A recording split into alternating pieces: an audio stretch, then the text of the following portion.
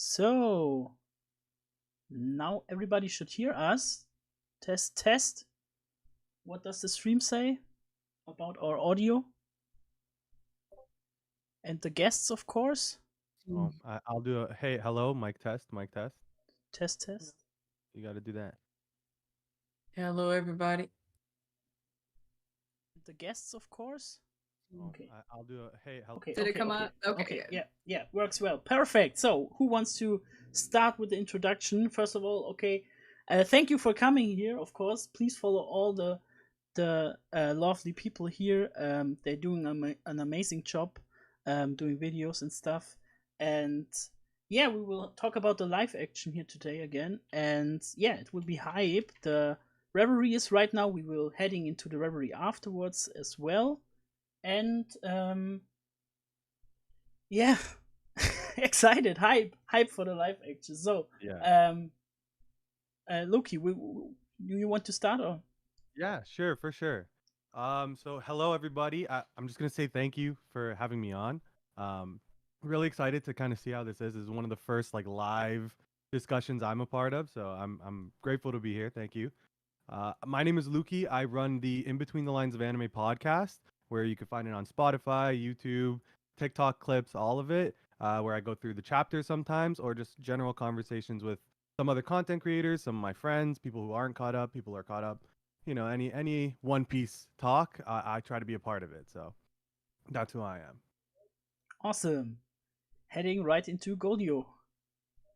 Hi, I'm Goldio. You can call me Goldo. That means fat in Spanish. And it's like my name here on YouTube. And I talk about any type of thing of One Piece live action since January. I have been speaking about it like for 2 years now. But yeah, with only One Piece live action content, I have been since January, and it's just awesome adventure. I mean, we don't know what are we waiting, and it's just very hype these days. So yeah, very very happy to be here. I'm very nervous about speaking English in front of so many people. So But you're doing good. very well, I must say that. So thank you for being here. And yeah, one of my precious first timers here, Haley. My name is Haley. I'm on YouTube as the Fictional Scholar. I post a lot of videos about One Piece because this is my first time going through One Piece. It has been a wild journey, and all of y'all who've seen me cry on screen because of how much the show just absolutely wrecks me. It's been lovely. I absolutely love it. Thank you so much for having me. I'm so excited to be here. This is one of my first streams as well. I've have no idea what I'm doing, but I am so excited to be here and talk about One Piece live action with all these other people who know probably far more than I do. So this is going to be great. I'm really excited. Awesome. And for our French representation here, we have Dr. GB. Yes, hey, thank you for having me. I'm really happy to be part of the stream and to be able to talk about the One Piece live action. I've been I've been pretty optimistic since the beginning, since we've got the first actual kind of uh, content on the One Piece live action with the sets and all of this. I've been a huge supporter, so I'm really happy to be here and talk about it today. I'm an artist. I work for a French One Piece YouTuber. I make his thumbnails, that kind of stuff. So he was supposed to come tonight, but he is very busy with work and stuff, so he couldn't make it. And I'm here to represent the French people. And so, yeah, I draw, I make stuff, I work on Webtoon, all of that. And I'm really excited to be here today. Awesome. So yeah, that leaves the thing to me. I'm very excited to do this all with you. It was a dream to me to speak for me to speak with all amazing One Piece YouTubers, and that came true. And so many people scattered since the live action gained attraction and stuff. And it's so amazing to talk about it for hours. And yeah, lovely to have you all here and spreading this conversation around the world and stuff.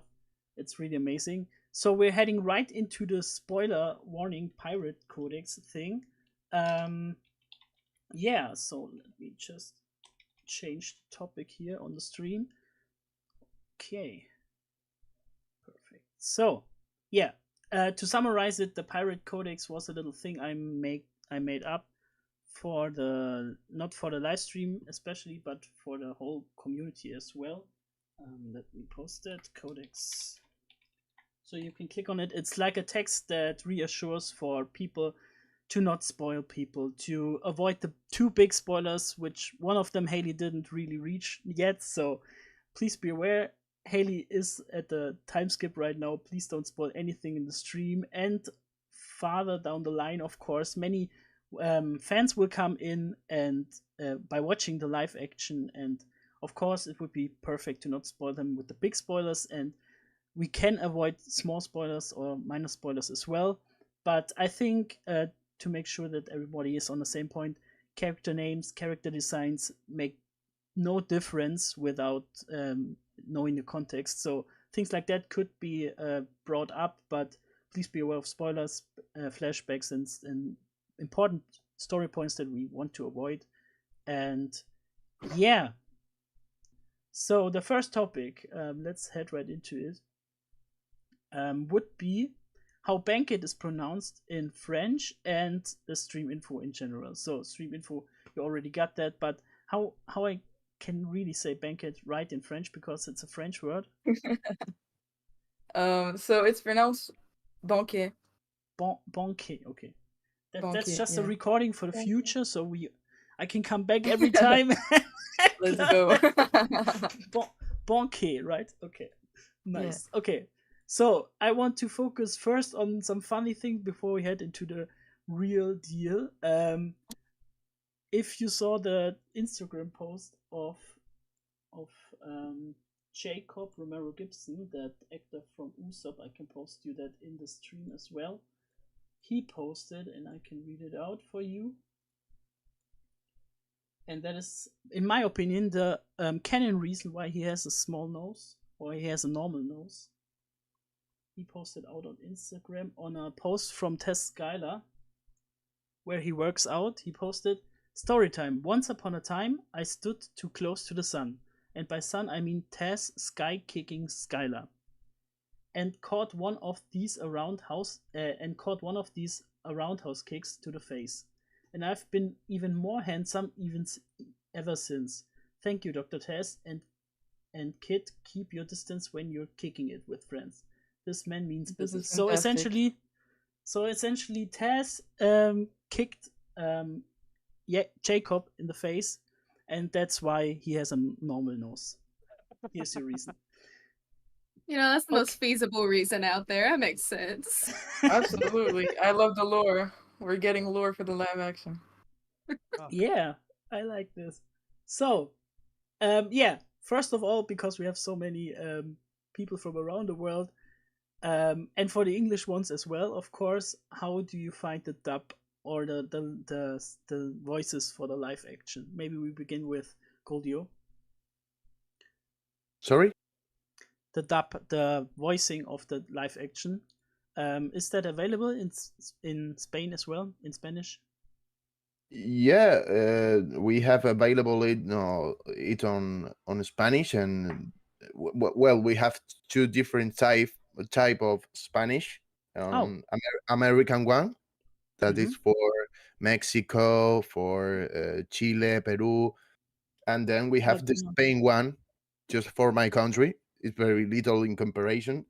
So well, in the Spanish version from Spain, the voices are very cool, but I prefer the American one because well, it's Iñaki doing his own voice. So sure. yeah, I understand a little better on Spain, but I mean, I think it works very well with the original voice of the actor. I mean, well, I think we will have Sanji's that's Skyler voicing Sanji, but I think that's on Spain, on the Spain version. I don't know we don't know yet, but yeah, it looks like, because it's from our country. It's from Spain, so likely. I mean, Wow. it's no official, but we know he will do it. He will do the Sanji voice for any of the dubbing. So maybe it's Spain. I mean, he's from Spain, so Cool. the only And- thing is that Sanji is from, well, Taz is from Canary Island, like me, and we have a very, very different, ¿cómo se dice? Acento. Dialect. Pronunciations? We Yeah. talk a little different, like we in Spain. Dialect? Sorry? Dialect? Yeah, likely. I mean, the way of speaking is very different, but we can understand the lettering and just the writing. So we in Spain just say the sound when we are speaking, and in Canary Island and American Spanish, we don't use that word, sorry. Yeah, No, that no, act- it's fully yeah, okay. of course. And Most so of people here are not first time English speakers, so it's okay. it's a little difficult. And the people point out the people point out that they think you mean accent. Yeah, of course. And so it's for the American Spanish version too, but being him from Spain, I have a little doubt about it.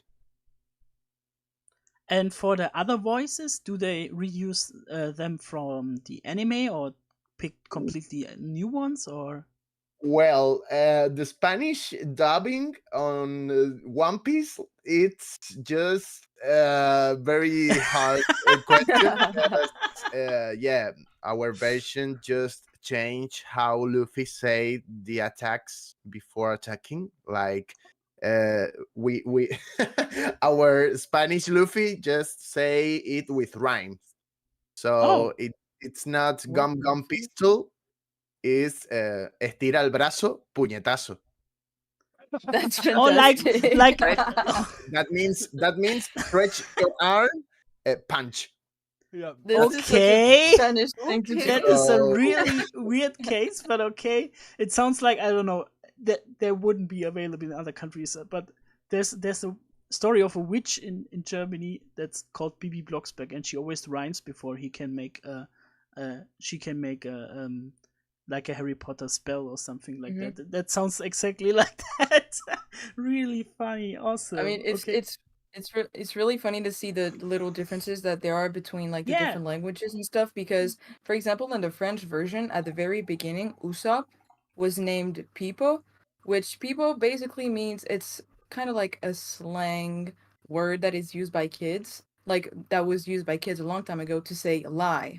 So in the same way that Usopp, Uso, it means lie, so he was named Pipo. So Yeah, but maybe they did change it afterwards, but it's kind of cool to see. Yeah, maybe we will head right into the French dub of it. Maybe you want to tell us about the French dub of the OPLA. Do they use the same actors, or did they casted new voice actors for it, or? So it's not the same voice actors. And I do have to say I really like the guy they picked for Iñaki. And it makes me want to see the 3 different versions even more, like English, Japanese, and French, because like the voice they picked for Iñaki is very different from his original voice. It's less it's less high pitched, but it still feels youthful, and it's very epic. It's almost a little bit like rougher in a way, but it sounds really cool. It really fits him perfectly, and very different from the 2 other voices he has. So I really can't wait to see all the versions. Nice. And any differences except from Usopp in the dub or in the original manga that we can expect in the French dub? In the French, I don't. Now they don't like it's from the really old version that they used to change Usopp name, and they kind of started to like go back to more canonically accurate like names. But they we do have a couple of names that are translated directly from Japanese. Like, this is a character not everyone might know, but Katakuri, for example. They call like they literally translate what his name means, Hmm. and they call it like that in the French version. But yeah. Cool. Also, quick thing for Goldio. Did the with the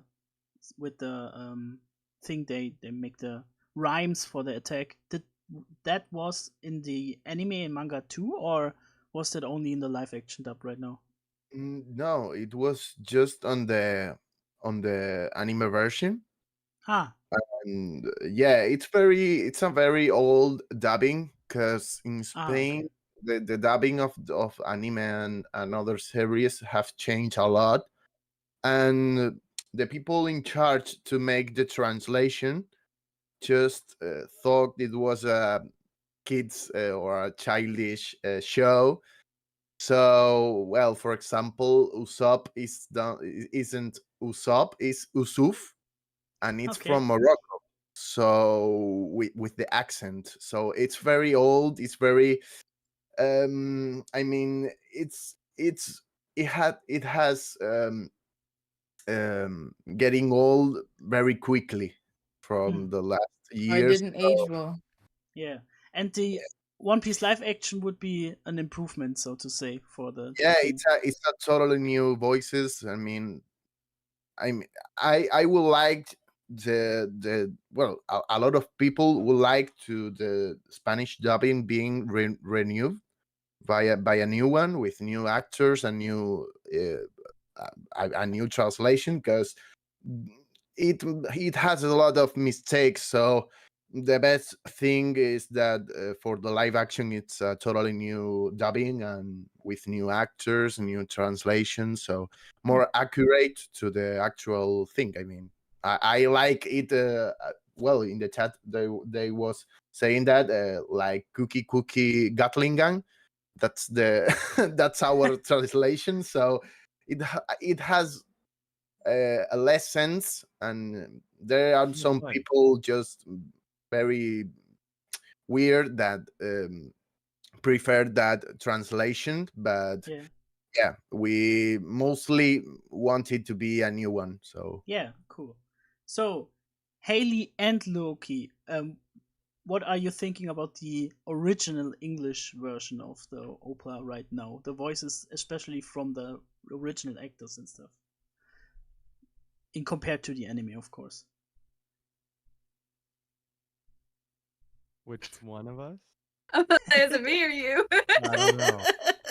I didn't hear who you asked. Okay, let's start with Sorry. Haley, of course. Um, I honestly, I heard just little snippets of the original English dub, and in my personal opinion, I did not like it. I watch One Piece with the Japanese dub and all of that now when I do watch it as I'm going through my journey. So to hear like Inyaki and Taz and all of them, I think their voices kind of fit more of what I would imagine the English voices for these characters to be than the original English dubs. But Hmm. that's just kind of my first initial impression on it.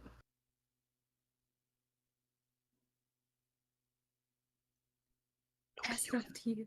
Oh, yeah. Like for me, I like the English voices. I like in the live action. She's right. It suits the characters exactly how I kind of pictured if I had them in my original dub. Like Luffy's from Brazil, so he would kind of have like a just a different accent to me as a kid. Like I don't know what accent, but not the same one I have. Right? Same with Zoro as somebody who's Japanese and like all of these different characters. So to have that now in the live action, I'm really excited to hear it. And from what we heard, mm, sounds really good. Yes, But I'm I so think impressed. I think there's a magic about the dubbed, especially because I grew up with it. Like I watched it. I didn't grow up with it. I just watched it when I was younger. It has a special like magic to me. Hmm. That the same type of magic that the sub has. Or yeah, like the original like subbed has. Like Luffy's voice is Luffy's voice. And all three versions now they sound really good to me. So hearing you guys talk about the Spanish ones and now the French one, oh, I gotta go hear how Luffy sounds to everybody else. Yeah, yeah, Yeah, I'm let's really go. excited. I have one Yeah. question. Maybe you see a difference between the Iñaki Godoy's accent and the Davi's one? I mean, Do do I you? see the difference? Yeah, do you feel difference between the each character accent? Yeah, I do feel a difference. Yeah, I grew up around a lot of different like dialects and like languages. Like I'm bilingual. My mom is like Caribbean, so I know all of these different. So I cue in on the dialect on a little how your throat is moving. So I actually hear the difference slightly. Like Zoro, he must be like some like an American because he doesn't really have a Japanese like accent behind him in the live action, but like Iñaki definitely does, and like I like that they're not shy to like take away from his accent. Yeah. Yeah, I'm the same as you. Mhm. I've noticed, but he doesn't have an accent in the French version, for example. Uh, so Like the yeah, French dubbed, he does not have an accent. no, Oh, interesting. doesn't have an accent at all. It's But just some regular French. I find it really similar to Goldio. I'm surprised even because for me as a non first English speaker and stuff, for me Emily sounds nearly the same as Iñaki, but for you two, of course, it's different. Yeah. Wow. You know what I Oh, mean? really? So it's No, really there's a very exciting big to hear that. difference. I never heard that. It's really Oh, it's mind funny blowing because for me. I don't speak Spanish, but I do have my grandma is from Santo Domingo, so I'm kind of used to hearing like Spanish and stuff. So I did notice, but yeah. Yeah, and it must And I also have to be say, because of where I live, right? Like I live in like the Toronto area of Canada, mhm. so like Mhm. it's so multicultural that yeah, there's like I hear everybody talking their own languages and then try to speak English. Yeah, So I exactly. hear how every language sounds trying to be spoken in English. Yeah. And I have to say, I'm just really, really excited because as a manga fan, I know that we're missing on a lot of stuff because we're not native Japanese speakers, right? We don't Mhm. have the opportunity and the chance to read the manga as it is with the Yeah. original jokes that the author Yeah, directly wrote, the yeah. references, all of the little signs and stuff. So we're getting an English, like a directly like made in English production. Yeah. So we're going to have the opportunity to get all of the little details and stuff and understand it to the fullest of its ability. And so I think this is absolutely fantastic. Hmm. Yeah, you're I right. agree. I So think that's a really cool opportunity to have coming into the show. Yeah. and for the Another, last I don't know if this yeah, is an sorry. opportunity like you guys viewed. I'm so sorry to say this, but No, like okay. finally having One Piece not as an anime, my mom will watch it because my mom Yeah. will not Yeah. watch anime. She goes, I don't like these hand-drawn cartoon characters. So if I get the opportunity to be like, hey mom, my favorite show, like you can watch it and probably enjoy it. The humor I heard, I can't wait for her to feel it. I can't wait for her to like, I'm a Nakama now. Just imagine make theories with your man about Kurohige. Oh, yeah. Will Some be tea time theories with the mom and aunties. Oh, yes. yes, It yes. would be wonderful. Yes. I Yeah. cannot wait.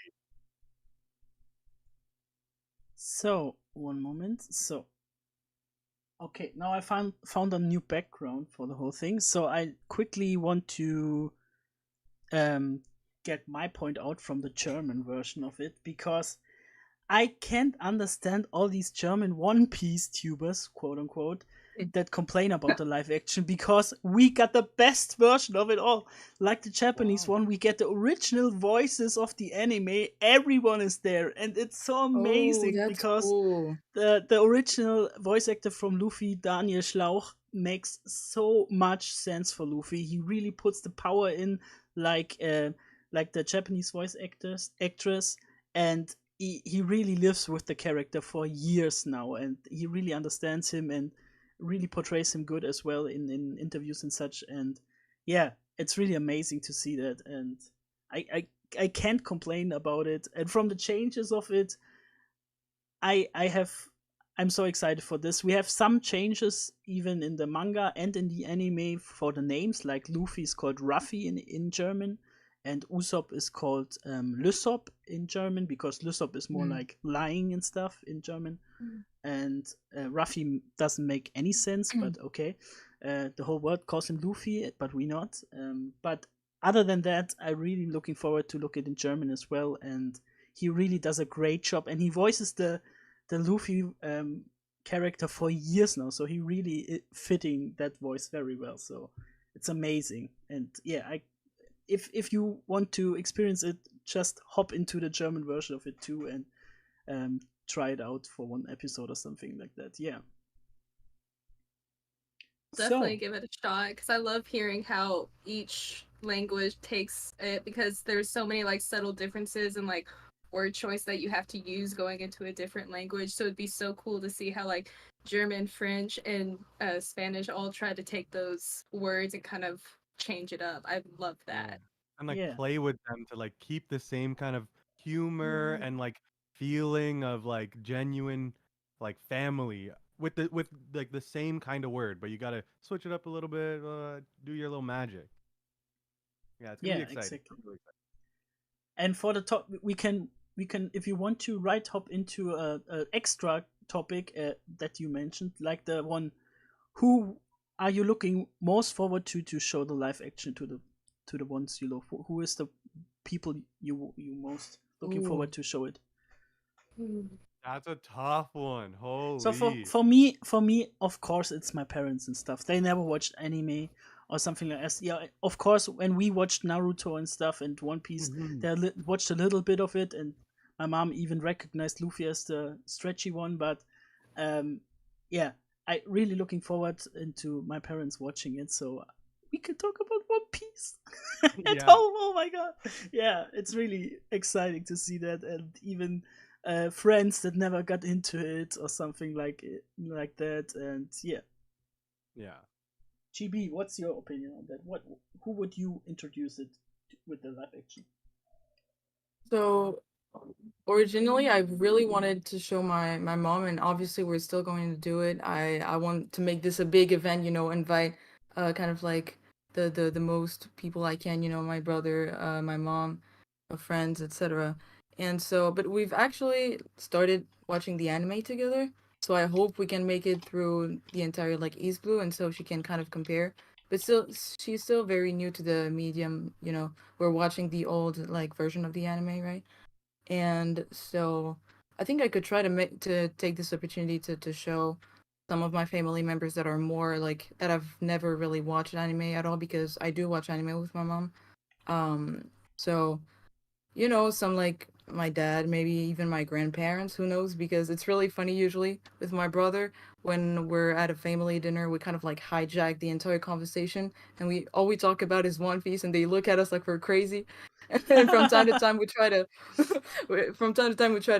explain to them like the certain concepts and stuff, like to try and make them hyped about the story. But who knows, maybe one day they'll watch the live action and they could actually like it. Yeah. Haley. I think for me, it would probably either have to be my mom or my sister, because me and my sister, we grew up watching anime together.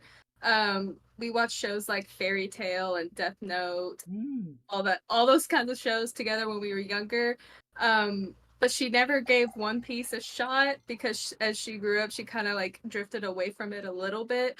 But I think if it was in a live action format, she'd at least be able to like sit down and watch it. So I think I could get her on board with that. And then my mom, we would used to watch all the Studio Ghibli films together, and even Avatar: The Last Airbender. So I have a feeling I could easily get my mom to come and watch One Piece with me. That's an easy one, yes. Yeah. Loki. No, I did say my mom, but it's a weird feeling of I'm really excited for my nephew. He's like 4 or 5 to like have his Luffy. Like my Luffy is like this cartoon character who's made of rubber, who's gonna be the Pirate King. But his is gonna be like Inyaki's take, and then later maybe the anime. But like Inyaki will be his yeah, that's my Luffy. And I'm really excited for that because Inyaki does from what we saw, which is like 45 seconds or whatever. Like he's doing a pretty good job at like capturing Luffy's like childhood smile. That's the only way I can like explain Yeah. it. Like just his smile when he looks around. So that's what I'm excited for. And that leads us to Goldio. Well, I want to show the live action to my parents. I mean, we can assume that's the best way to introduce older people, boomers, for this show. I mean, He dropped the word. yeah, because well, in Spain, the anime it's very average with people like our age. But when we talk about older people, it's just like Mazinger Z, Mazinger Z. I don't know how it's spelled on other countries. Maybe Dragon Ball, maybe. I mean, or Pokemon for the Yeah. yellow fever. Yeah. So Childish thing.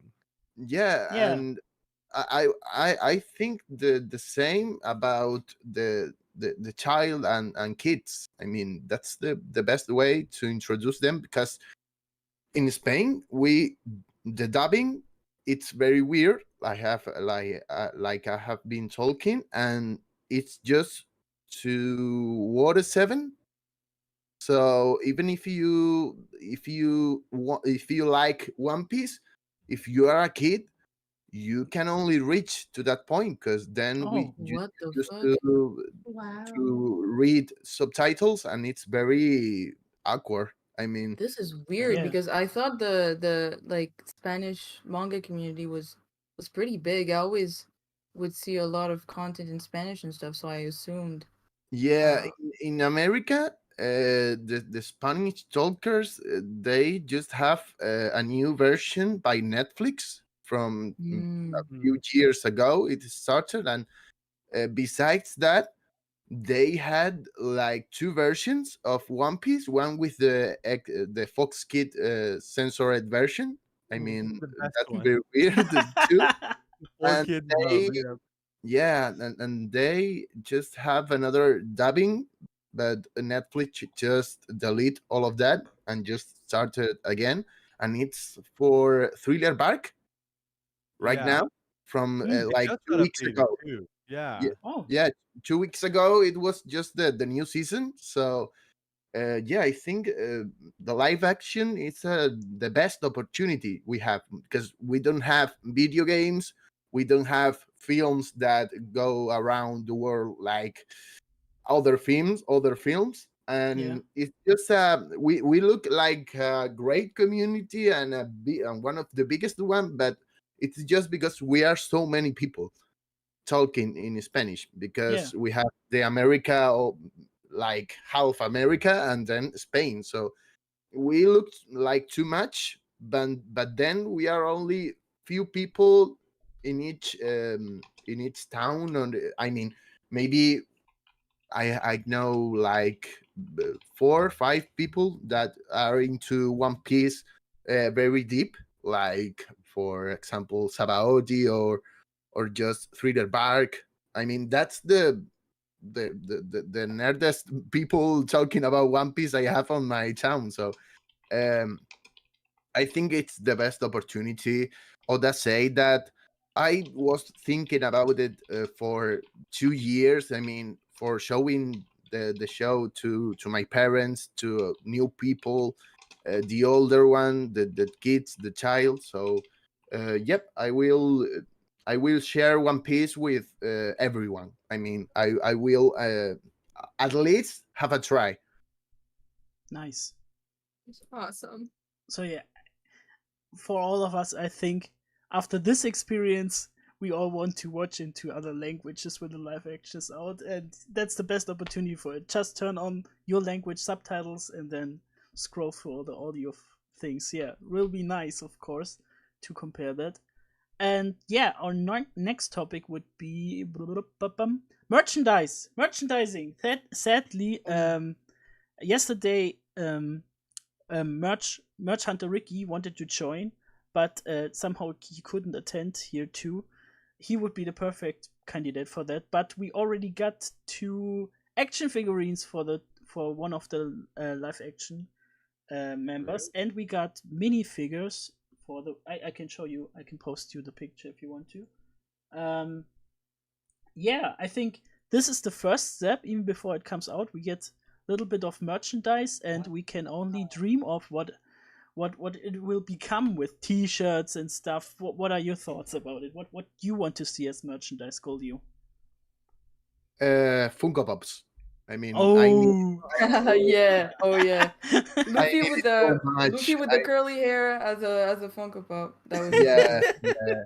With the curly eyebrow disappearing, and with the normal nose with those up. So I or think they just slap a sticker on the normal ones and call Yeah. it live action. I can just cut the use up nose, but yeah, I would love having new Funko Pops because we all know that they are so tiny amounts of the original ones. It's very hard to find, even with the box. I mean, and yeah, maybe a good video game. I mean, I know it's not related to a One Piece live action, but I think that's the best way to see it like a good um, business. I mean, if One Piece reaches a lot of new people, maybe a video game is the best way then to Oh. make money. I mean, I will pay a lot if we had maybe a RPG with the original story. And yeah, that I know it's very awkward saying a video game when we are talking about merchandising, but yeah, that's the only thing I think about it. Yeah. Yeah. Yeah. Wow. Loki, what's your point? What do you want as Cool. I don't merchandise for even the? know what kind of merchandising the live action would do, but Did you saw the action figures? yeah, I just looked at them. Those look crazy cool. Like those look really cool, and like I don't even know how to explain it. Like they look like, yeah, that's the live action trailer. I mean, that's the live action Yeah. figure. Very different than like the anime one. But I think I'm excited for like whatever popcorn container these things come in, because like D&D had the Oh, dice. let's The go. live action, or sorry, the movie before had the gum fruit, or yeah, I'm pretty sure. So like, I wonder which one is gonna come out with this one. That's gonna be fun. Oh, but it's not. Is that coming out in theaters? Am I thinking of the wrong thing? Am I thinking about something completely different? What? I said What do you mean? popcorn container, like a container, but Uh, that's for a movie. It's you're not a asking movie. me about English stuff. Oh yeah. Fair. If No. it's not in theaters, it might Theaters. not because it's just coming to Buckets. Netflix. Is that bucket? Bucket? Yeah, like a bucket, but it's honestly it's because I was thinking about it was a movie. I don't know, t-shirts. Oh, Yeah, I okay. like t-shirts. Look, I wear anime t-shirts all the time. That's all it's in my wardrobe. So Let's go. whenever a live action t-shirt drops, that logo looks crazy. So yeah, I'm down for that. Personally, I'm curious to see like because we're obviously going to get posters and T-shirts and all that kind of stuff. But what is going to be fun, I think, is seeing the difference between like the anime merch and the live action merch. Like we have like the figures right now, but they're obviously going to have the straw hats, maybe some of the devil fruits, that kind of stuff. Like seeing how different they make it look. Same for like the Mary, all that stuff. Like having it correspond to the live action version. And besides merch, just in general with like the website they're starting to create. I'm really curious what they want to do with that because there is a lot of potential. Like it's a series about pirates and adventure and all of this. Like they could organize like IRL or like games, whatever, about like treasures, finding clues, puzzles, to have access to like exclusive content or anything. Like there is endless potential about really fun things they could do. Even like after season 1 is finished, maybe I don't know, we could get like little snippets and like win little snippets of the preparation for like season 2 as they make it, with little games they prepare. I don't know. The honestly, the potential is endless. I'm really curious to see what they do. That would be really cool. I That'd was be dope. thinking maybe a Fortnite skin will be awesome. That would be so funny. Yeah. Just Iñaki Yeah. just flying Yeah, around. I really- Stretching his arms out. Oh, really think- shit, this is I Yes, really I mean- think we will get a Yeah. Fortnite oh, skin. jeez. Yeah. This is fantastic. I think Yeah. personally, when it comes to like merch, I would like to see. I love the comparisons when you have like either two different versions of a show, like a live action or a remake or something, and you have like the original with the new one. So it's like I would love to see some merch with like the two Luffys like together, like the two Sanjis too. So I was Oh, like, what Yeah, about? yeah, Hold yeah. Oh on. my the God. sentimental in me would just love that. Yeah. Iñaki did meet the Japanese voice actor. They Yeah. could Yeah. recreate like this Oh. as a figure, like Yeah. like down the putting hat. on That'd be Luffy. so cool. I mean, there I are would there are love artists that. out there that make figures out of fan art, and they already did fan art Luffy giving the straw hat to Luffy with the Yes. Japanese voice actress and stuff. This would be a Nice. magical statue or figurine. Yeah. Yeah. Oh my Yes, God. I would love that type of merch because I think you would reach so like both sides of the audiences with that. Yes. Awesome. Yeah, for me, of course, a One Piece video game would be the best ever. Because there are a little bit of One Piece games, but not the type of games that really lived long and something. But I think for One Piece as a video game, it works the best if the series ended already, so we can get the whole scope of the whole thing, and then they could make an open world kind of One Piece game where you take your own crew and stuff.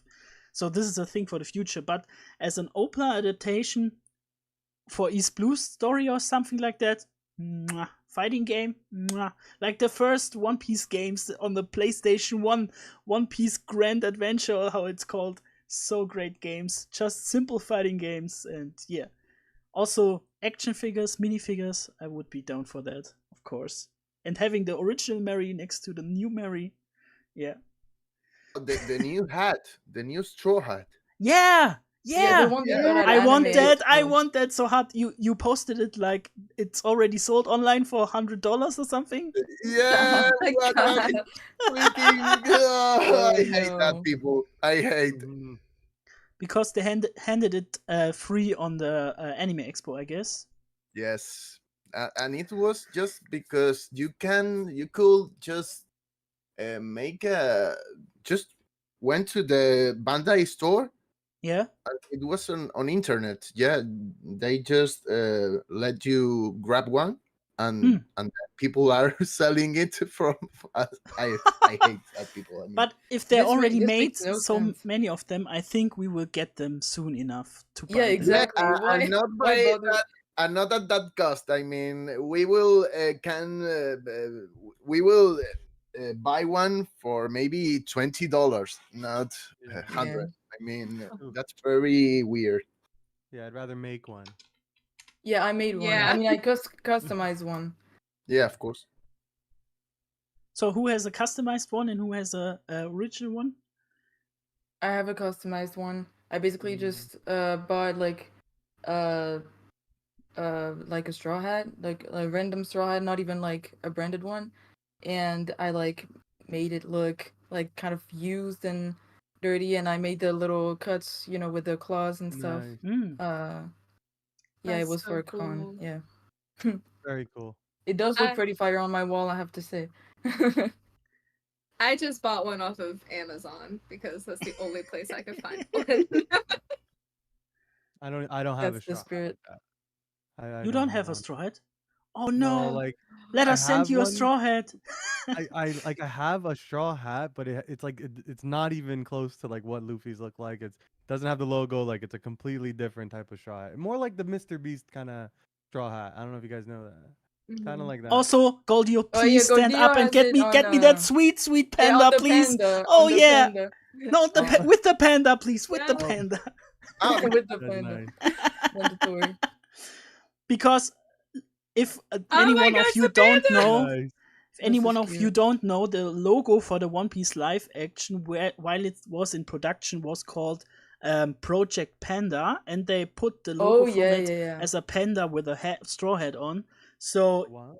this thing immediately, when I saw it in his videos in the background, so cute. That's Nice. so By adorable. the way, the Adorable. little behind the scenes photos we got of like the different crews, the different crew like on set having like each of them having their Jolly Roger, but like the camera team had a different like logo for them, like, and the makeup team, etc. This is so cool. Like the attention to details and the passion in this show Yeah. is amazing. Mm. I expect. I mean, the project was called Project Panda. I just expect Panda Man being on Yeah. the Yeah. background, a Oh few yes, Yeah. maybe I fully expect it. 2 or 3 times on one season. I mean, that's the average expectation I have. If I wouldn't know it One day. better, I would say they sneaked Oda into the production, please, give him a he hat has with to. Panda Man, and he's in the scene with the Panda Man hat, and yeah, that would be so awesome. He has to do it like Stanley, Oh, honestly. yeah. He has to do it like Stanley. Yeah. That would be amazing. Yes. Also, I want to point out that the straw hat that we got from Inaki, and even the straw hat that we got as merch, quote unquote, for free in the Anime Expo, these are straw hats that really actually look like the straw hat from the show. That are way better than the ones you can buy out there, I think. Wow. Really. I think that's the best version we got with the straw hat. Also, for my straw hat, I bought one from Amazon as well, but I crucified it because I took off the bandage and put a blue one on it because my OC has a blue one. So I'm not having the original Oh. one, but I have the original one with a blue bandage, yes. Okay, so merchandising, yeah, really exciting. And the next topic would be the Anime Expo screening. So, if many of you already heard, there was a screening at the Anime Expo where they could see one of 5, I think, scenes from the show that were like was 30 6, I seconds think. until 6, Wow. okay. 30 seconds up to 1 minute and something. And Arthur got to see all of it and told about it in the One Piece live action Discord. This sneaky person. Yeah, I think he Matt really Owens is. Matt Owens like, okay, I will stop the line. Everybody's waiting. We have Arthur here. He watches the whole thing, and then you can rejoin and watch it. So yeah, he just has Arthur's opinions on that. So yeah, GB, do you want to start with your opinion about the screenings? What Arthur said about it, and we could go through it if you want to. Honestly, I'm more than happy about anyone who's talked about the screenings so far. Like everyone looks like they've been changed by this experience. Like it looks like Arthur, it looks like he was smiling typing it. The people who talked about it, like they were smiling talking about it. It seems so fun. It like anytime we get a new information about this thing, it makes us more hopeful, and it just shows like how much honestly how great it's going to be. Like Matt has always seemed really like so confident about the project, and honestly it seems like there are good reasons for him to be that confident about it, because honestly, yeah, any new information gets me even more hyped, and it seems fantastic, honestly. Yeah. Haley, did you saw the stuff he posted out? I looked at all of Arthur's stuff, and the excitement that he had for the scenes and kind of explaining the little tidbits that he saw just got me more excited for it, because he did admit he was a little biased, but I think I'm a little biased too because I have a lot of hope for this project. So seeing him so excited for it made me really excited for it, and Yeah. it makes me happy to see that One Piece fans are going into this with an open mind, despite like all the mishaps with live actions that have happened in the past. Like they've been really positive about it, really excited, and just welcoming to it, and that makes me excited for the project, especially knowing they've seen some of the parts, because that excitement hasn't left. So that really gives me hope that this cast and this crew has just poured every bit of their souls into this project, and I just want to watch it. I think it's great. I think it will be great. Yeah, if you're an actual One Piece fan, you should go like and watch it being open-minded.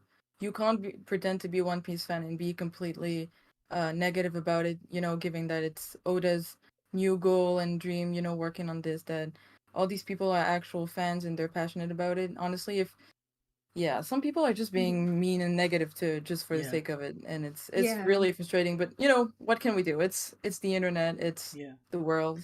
We will all profit from it. We have more Yeah. people to talk about it, and even if it's a completely failure from now on, we have so many new memes to make. So Yeah. so we don't Yes. lose anything. We just gain new attraction on it, and if it is successful, it's going through the roof because we all know that the story is good. We all know the characters are good, and if this is done well, it can be so much more than Game of Thrones and I don't know combined. And the photo from GB with the straw hat, oh my god, that's nice. Oh yeah, Please you post it on saw. Twitter so I can share it or something else. Oh my god. Oh, that straw hat looks nice. Okay, Luki, what do you think? So I watched the your video on Arthur's thing, and like the Thanks. one thing that stuck out to me is like I like that the one like Sanji apparently flirts with Nami like right off the hop. That stood Yeah. out to Arthur, so I'm kind of happy that like that those kind of archetypes of the characters are gonna be kind of true with our live action. Like, if Zoro has his sense of direction, okay, that's weird, right? If Sanji doesn't flirt with Nami right off the hop, that's weird. So like, it's kind of cool that those things are gonna be happening. Yeah, I agree. Mhm. Goldio.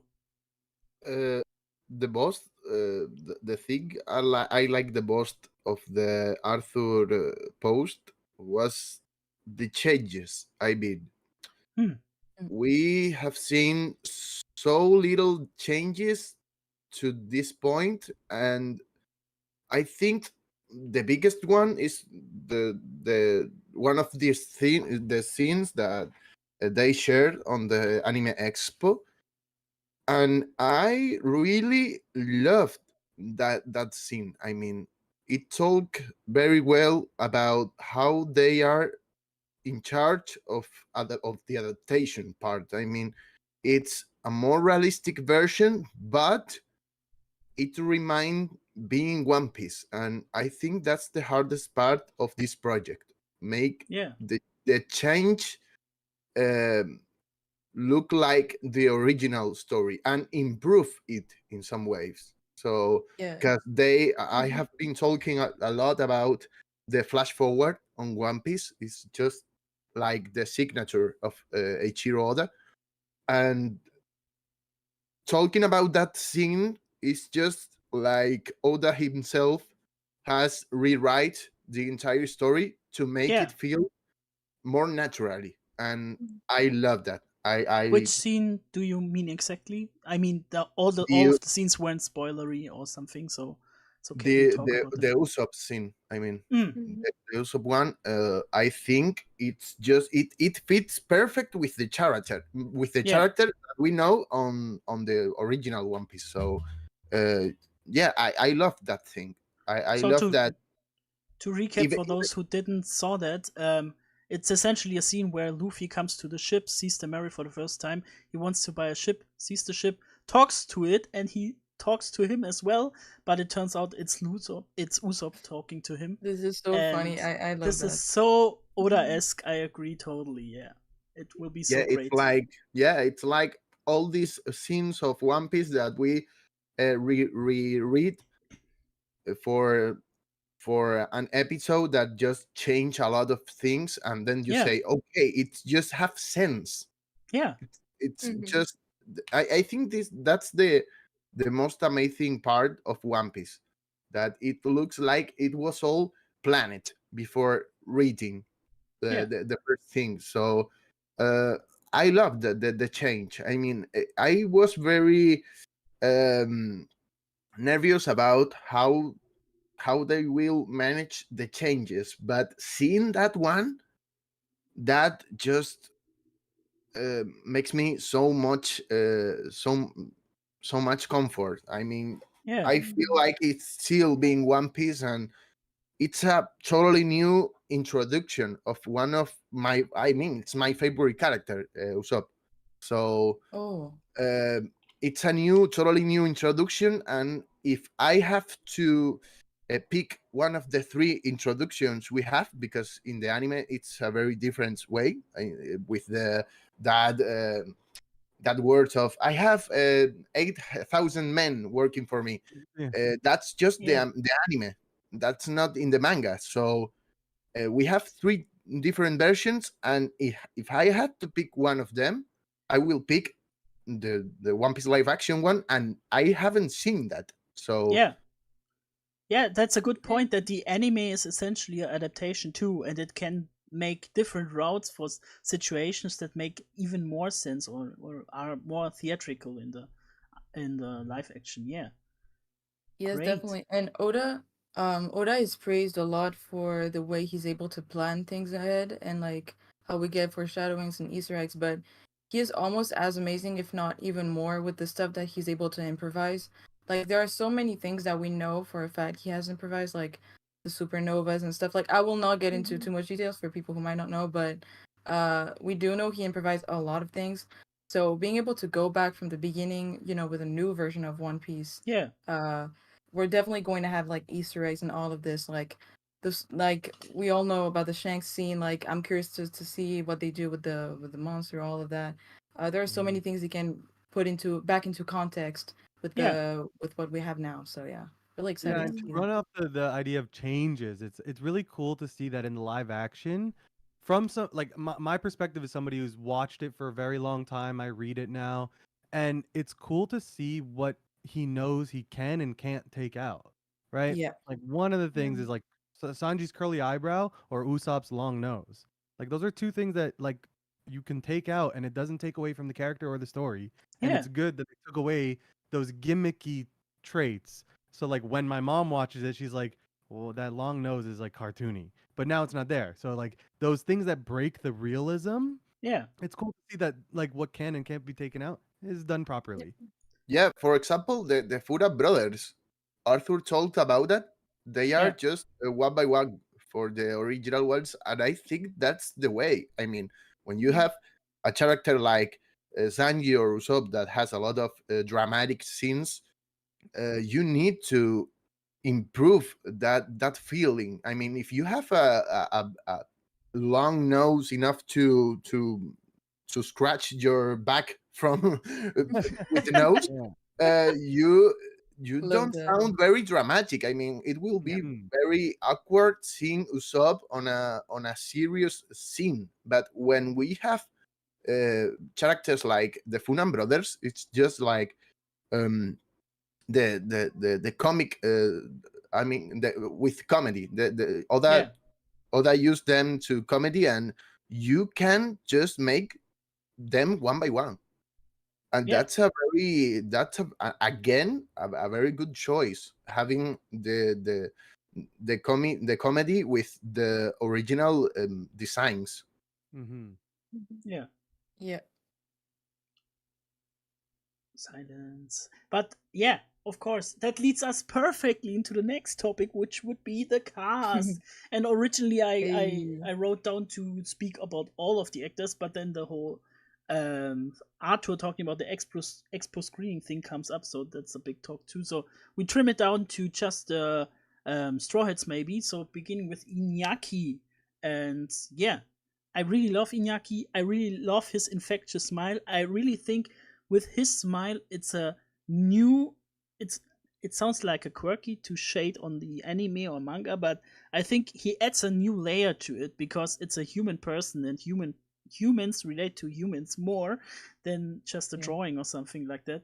And I think his smile is so infectious that I can't help but just smile with him. And it for people that are going new into the series and feeling like Iñaki smiling at them and smile back, I think that's a big plus for the whole feeling of the show as well. And I think Iñaki is Luffy on point from his Mina to other people with hugging everyone and saying hello to everyone to going to the Aang live action cast to the Avatar live action cast and hugging Aang and talking with him and stuff. It's so amazing to see him to interact with other people. Yeah, Yeah, and Yeah. I Haley. think it speaks Yeah, volumes about how little people are upset over the cast. Yeah, yeah, Yes. Huge yeah. You're fan right. of One Piece. You have content creators who have been in the game for like a decade, more than a decade now, right? Like people who love and ride One Piece till their death. Nobody is upset over Iñaki or any of these other actors, right? Like Yeah, everybody went, yeah, yeah, a little goofy, but okay, what's wrong with his nose? And then we saw the trailer and it was like, no, never mind, it's all good. Like I'm excited, and that speaks volumes that people who are dedicated to One Piece are excited for the cast and for the voices and for everything else. Yeah, definitely. And Luffy, the thing with his character is that he is so infectious. Like, I'm personally like I'm a manga reader, so I'm not as used to the anime, and I know that anytime I see him in the anime, like moving and talking, I get a huge smile on my face, right? Because it's fantastic, right? He's fantastic, and I think that Iñaki is the perfect person to translate that to the screen and stuff, to a live action format. And yeah, also, obviously, I don't want to get into spoiler territory, but I mean, Luffy is such an amazing and unique character. He's on a really like league of his own. He's bigger than life, and his personality, as you said, it's almost inhuman, in a way. So yeah, it's honestly, I don't think you can quite translate that in a live action, especially since I don't think it might probably not run that long, so that we continue to see Luffy all of this. But I think with Iñaki, yeah, they found the perfect way to balance the more realistic aspect with the more like goofy and campy and funny Yeah. yeah, aspect of it. Like Luffy's goofiness, like I feel confident in Iñaki now after Yeah. watching him come across. I forget their name. I'm really sorry, but the original voice actor for Luffy. What was her yeah. name? Mayumi My Tanaka. yes, Yes, Tanaka. When Iñaki came across her, he didn't say like he wasn't nervous. He wasn't like yeah, he went yeah, Luffy, which is exactly what Luffy yeah. would do. Like The Yeah. and Spider-Man that was meme. him in his genuine self. So I'm excited to see how he's gonna play Luffy. Yeah. Yeah. Also, The if for me, it's like if you say to someone who doesn't watch One Piece, say to something like, "Yeah, I really appreciate Luffy in the show, and I'm really looking up to him, and it's kind of inspiration to be like Luffy every day and something like that, to be Yeah, positive about everything." And I think people take that kind of silly, but with a live action adaptation that is really real, I think Luffy can be an inspiration and how is it in English? To look up for a person, idol, something like that, to to be a yeah. real idol for positivity and to approach everything with a smile. I think that's a new layer that Inaki adds to it, and yeah, really cool. Goldio, sorry. When I first know about Iñaki was 2 weeks before its official announcement, because one subscriber told me that Tiffany Gressler, the co-production, I how it called, the co-producer. I mean, Mhm. um, uh, and I first thought that it wasn't Luffy, but at this point, I feel like I wouldn't accept anyone besides Iñaki Godoy Yeah, for the character. I mean, Mhm. yeah, uh, even the other day I was theorizing about what can they do if it's just. I mean, for the To Doom interview, Tath told that they wanted to go farther, uh, at least when they thought that they have reached something interesting with the yeah. show. And I thought about a recast on the Pre uh, time skip, I don't want or to post spoil time skip. about it, Yeah, but yeah, that's a point on One Piece that we could assume a recast for all the Mugiwaras, and I just think um, that's the only way I could assume another Luffy that's not Iñaki Godoy. I mean, yeah. We if will come to that point later when we talk about how it could be okay, end or how it should be in the future. But I Yeah. totally agree. I can't imagine anything else than Inaki Godoy in that role. He plays Luffy so much. But I think as someone who never thought that there's a person out there that could impersonate Luffy. I think many people will be inspired by him, and many people could match that afterwards, after he shows what a real life Luffy could look like. Yeah, maybe. Haley. Yeah, so I actually didn't know about any of the casting until I saw the trailer. I had kind of kept myself separate from it because I wanted to, like, when I saw the trailer, I wanted just all of it to be my first impression without knowing anything beforehand. And as soon as I saw Iñaki on the screen as Luffy, I just had this big goofy smile on my face, and I was like, that is Luffy. Like, if I would have imagined Luffy as a real person, that's exactly how I would imagine him. Like, the mannerisms, the way he talks, how he approaches and talks to everybody, it just screamed Luffy to me. And what really sold me on Iñaki, not just from the trailer, but seeing his reaction to the trailer whenever the cast reacted to it. I teared up. I teared up too. Like, that's what sold me on Iñaki. Just seeing how emotional he got, seeing him in that role, I was like, okay, that's our boy. That's our Luffy. Yeah, and he's almost from the same. He's from the same generation as me. We're like 1 year apart. It's so exciting to see somebody who's like almost exactly my age, like fulfilling this probably dream for him now, and like doing all of this. It's insane. Also, I want to point out before we move on to Zoro's actor Makenyu, I really felt like the whole situation with the Harry Potter cast being tasked before they filmed to write an essay about their character, and they essentially brought back exactly what the characters would do. The Hermione character brought back more sides than she would have. She should have done. The Harry Potter actor brought back one sheet, and that was everything. And the Ron character forgot to make it. That was so on point for the characters. And we got exact the same in the interview where they been asked about how much of One Piece did they watched beforehand, and it's exactly the same. Luffy says, "Yeah, I watched 500 episodes, but then I stopped." You know what I mean? He wants to get out. Also, he wants to feel the adventure instead of living it beforehand. When he got casted and stuff. Yeah. When he got casted, he didn't watch One Piece yet, I believe. So it's full on Luffy where he... Yeah, he watched up to 500, he said. And that's the perfect thing for him to do pre-time skip, I think, because that's a emotional different Luffy than afterwards. So I think, it's perfect time to stop. And the other ones like Makenyu as Zoro coming in prepared, know this from his childhood and stuff. Nami as the navigator. Emily Rudd comes in with knowing everything and how the world works, how anime works, and Usopp with just vibes with Jacob. And I think I missed one. Sanji, of course, Tess Skylar with preparing for his role like no other, with kicking, with cooking. He's cooking hard with this. Yeah, the training. Yeah.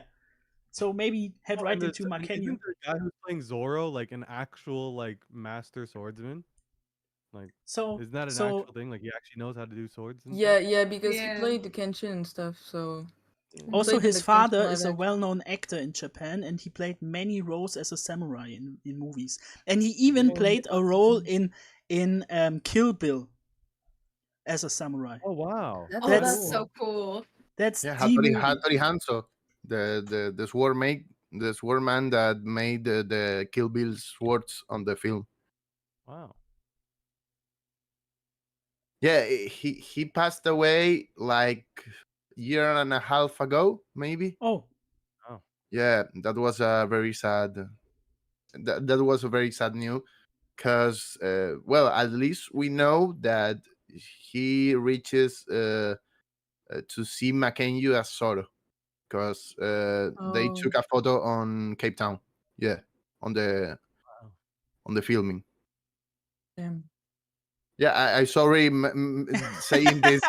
Took the whole emotion down. But for the positive. Sorry. Yeah, I really think even I didn't thought that they get the green hair so well done. I don't know. I didn't even notice it the first time I watched the trailer. I didn't Uh, even notice it the first time I watched it. Really? It's just so it's just so well done. Mhm. That it really fades in like naturally, weirdly enough. He's the only one that just colored his own hair to the Yeah. character of all the Straw Hat. Because I mean, Jacob and Iñaki has the same hair. But yeah. what about Just Emily? Does Emily have red hair? Yes. No, yes, she but Naturally rare. they used Wig.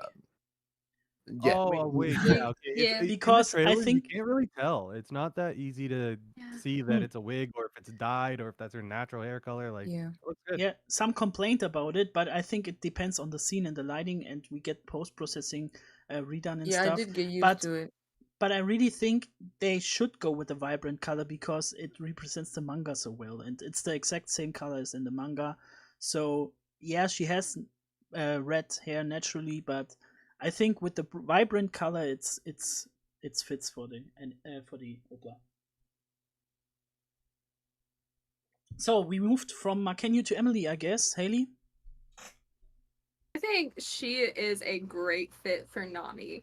The acting she did in the trailer, just from what we saw, I just feel like she fits the navigator role so well, and her banter already with Zoro already seems like it's going to be great, especially in the East Blue. They bantered so much, especially at the very beginning before they really got to know each other. Yeah. So I'm really looking forward to that dynamic because it really seems like Emily's got it down to a T.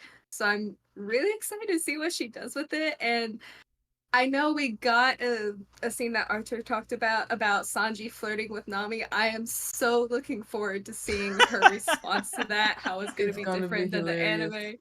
I am looking forward to that so much. I love that dynamic in the manga and the anime, so I'm just really looking forward to seeing how that plays out in the live action. Also, Nami is the strongest female character in whole One Piece from the East Blue until now, and it shows.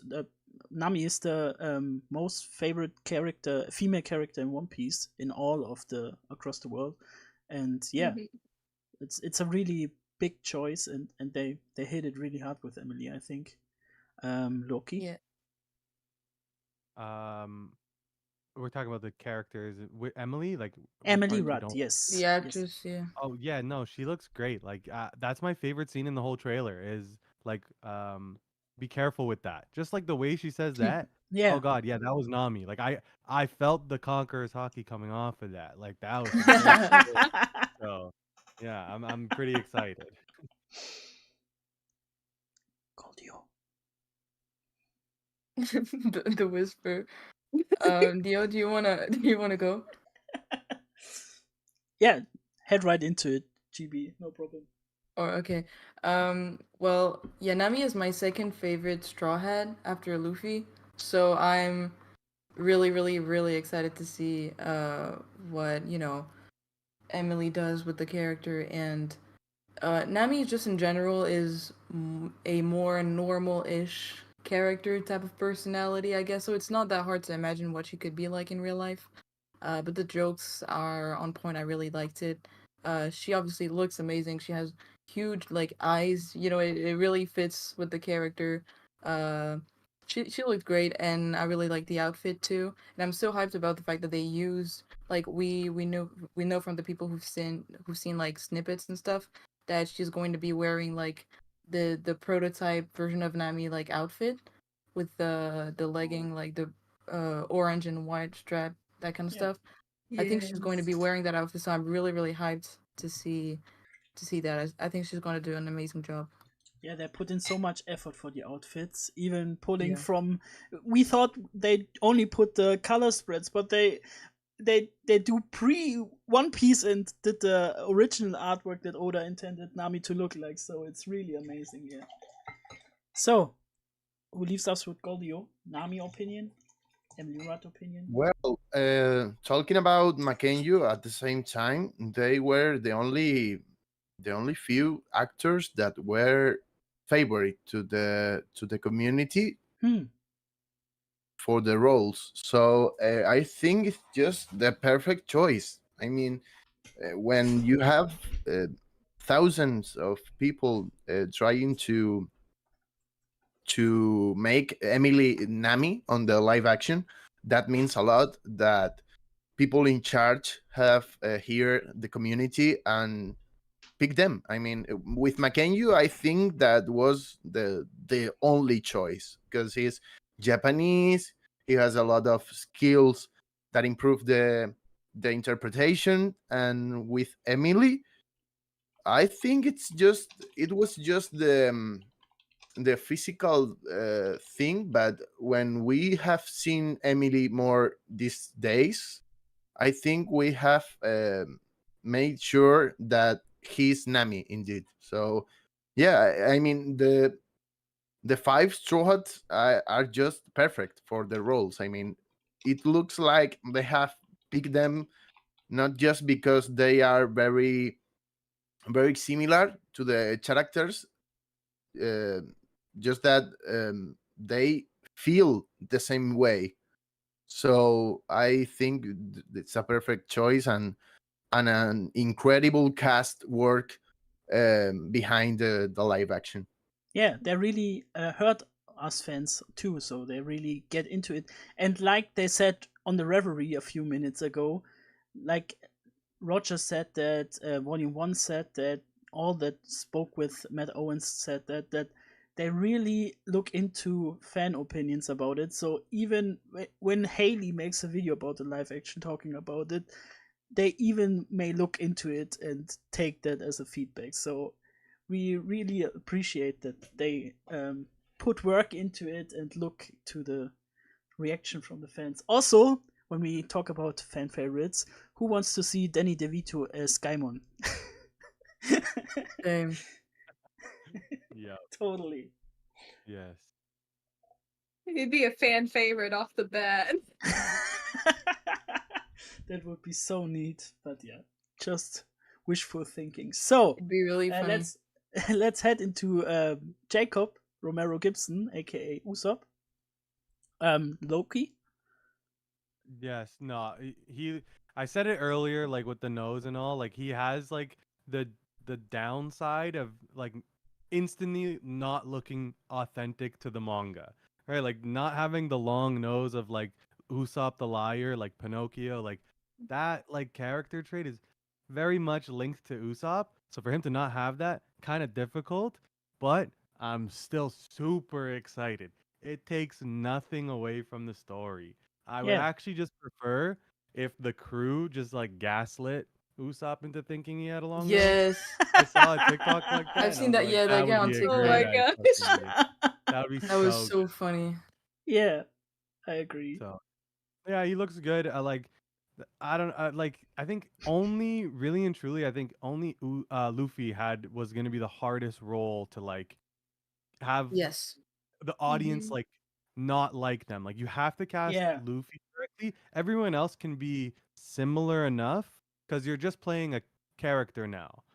So Also, yeah, Usopp is supposed to be the viewer or the reader, as a stand-in. So you just feel like, okay, he's the normal guy between those powerhouses, and yeah. it makes perfect sense to make him as normal as they could be with just the cheap clothes he wears and just his slingshot and stuff. So yeah, Yeah. perfectly, I And think. like even so, Jacob, like I heard like the interviews I heard from them, it's like he didn't seem like a loud character, like a loud person, sorry. Like Hmm. he Yeah. seemed like he had something to say, he got it said, but Usopp wants to like talk and tell the story and get people to like think about him and blah, blah. So like I'm excited to see how his acting like portrays Usopp. Yeah. Because Yeah, he's Usopp's got the always vibes. acting, right? He's, Like he's got the Yeah. vibes down. I really like I Mhm. really like it. He kind of has this more artsy vibe about him Yeah. that I really like, and it matches the character. Drink yeah. water and stuff. Yeah, Yeah. he has to like act as an actor acting, right? Like Usopp Yeah. is always nervous, but he has to like act like he's Exactly. not. So this guy has to act Mhm. like that, which is it's Yeah. gonna be fun. It's gonna be really cool. Yeah, I Audio? think for. Oh, Sorry. sorry. No. Totally Yeah. fine. Take the time. Okay. Talk about it. So I think for Usopp, he is a little more difficult because of the appearance at first, so it might throw some people off. But like we were talking about, his vibes for Usopp are just, he's got it. And I think just from like the little snippets we've seen from the trailer, like we don't see too much of Usopp in the trailer. And I think that's intentional, especially if he's the one that we're supposed to be viewing the story from. I think that's a kind of a cool way to show that. But also just some of the interviews and seeing the crew interact with one another, some of the shenanigans that Usopp pulls in, or not Usopp, Jacob pulls in those interviews. I already messed it up, it's fine. He is But Usopp, so he is Usopp in those interviews. Because I watched one where they were like trying different foods, like different snacks from around Yeah. the world. And the way he just like slowly just knocks the snacks off the table is something Usopp would totally do. Yeah, And I just was like, dramatic. yes, he's super dramatic with it. And I was like, okay, I could get behind Jacob being Usopp. And the entire thing, like he posted about this the Sanji story about his Yes. yes. Like This that is so definitely funny. has the Usopp dramatics that I And love. you Yeah. feel that he feels for Usopp, and he really feels the character and want to impersonate it for us to love him for it. Yes. Yeah, I think his character is going to come across quite significantly different than from the anime. I really look forward to him kind of really putting on that show and like looking like he's charismatic and stuff, and then he turns and talks to the camera being all nervous like, what is happening? You know, that kind Yeah. of stuff. Like they could Yes. break the fourth wall, like that kind of stuff. Like, yeah, I'm really looking forward to it. And I Oh, think if he when breaks the fourth wall. yeah, and I think when he hits the nail with the comedic sense of his role in the show, in the live action show, he really can turn into God Jacob. Yeah, you know what I mean. So I really think he can nail it. Goldio. Yeah, already, and just already Sorry. liked the fact that he introduced himself as Captain Usa Yeah. on the stage and Mhm. stuff. Yeah. I love it. He lied Yeah. already before the show even starts. He already lied. he's got it down. Yes, Nice. Goldio. The thing that I like the most about Jacob is that I don't know if you remember that panel of the East Blue when Usopp just draw the Mugiwara flag for the first time. yes. He said he has been 40 years painting on the walls of the town. Yeah. It's just like very hip hop thing, and yeah. Yeah. And Jacob, right.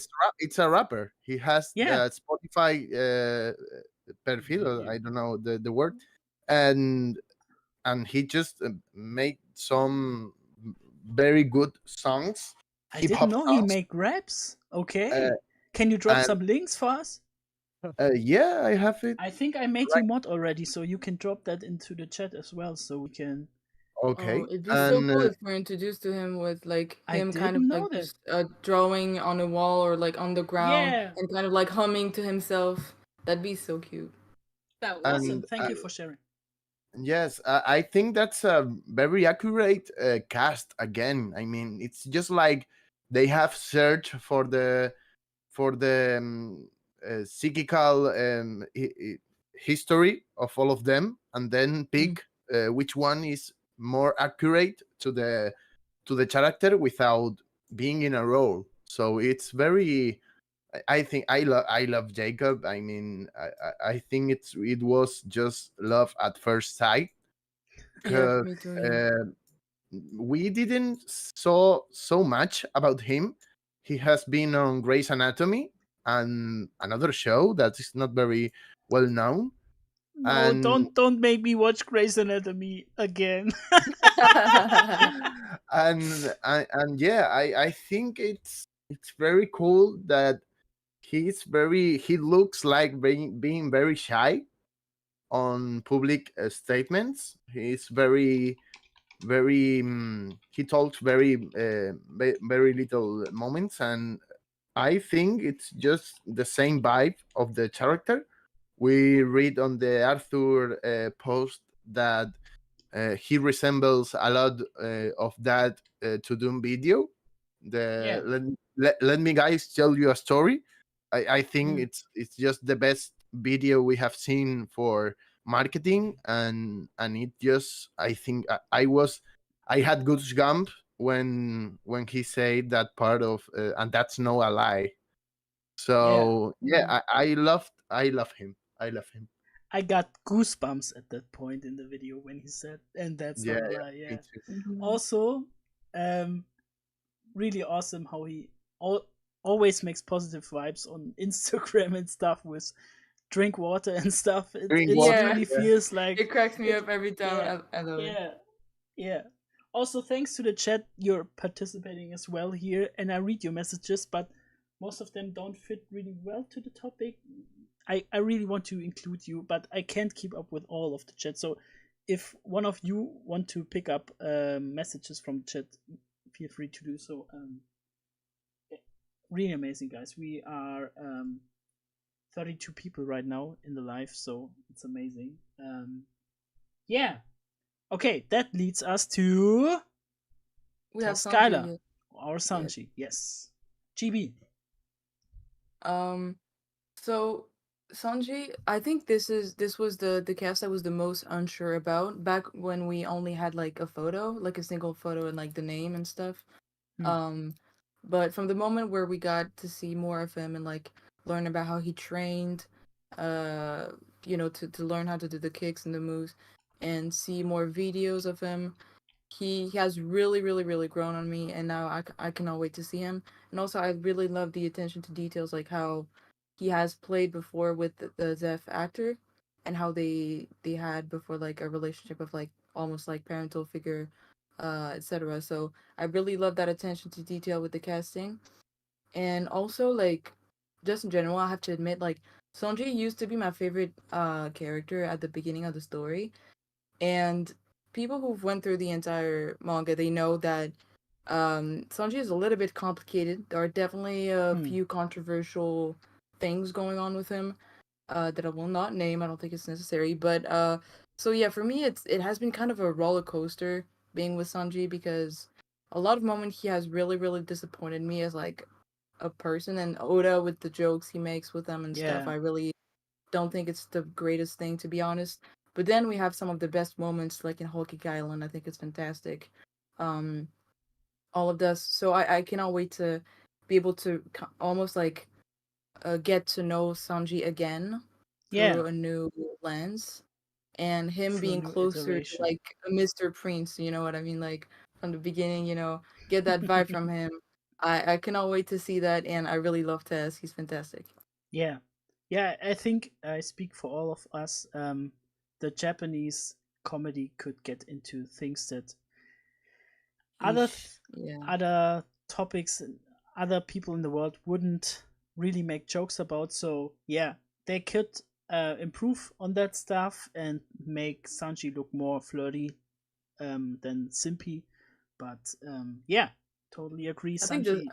I think the Yeah, simp thing is not that much the problem. Like the gentleman kind of simp, he's all about the women kind of stuff is not that much of the problem, but he often kind of crosses boundaries, and the yeah, whole thing about him wanting the invisibility, fruit, all that stuff. Like this is yeah, a little bit too far, so yeah. yeah. Too pervy. Not. Yeah, pervy is the right Mm. word. Yeah. Yeah. Also, I really love if you look at Makenyo, he's the most prepared for the role even beforehand.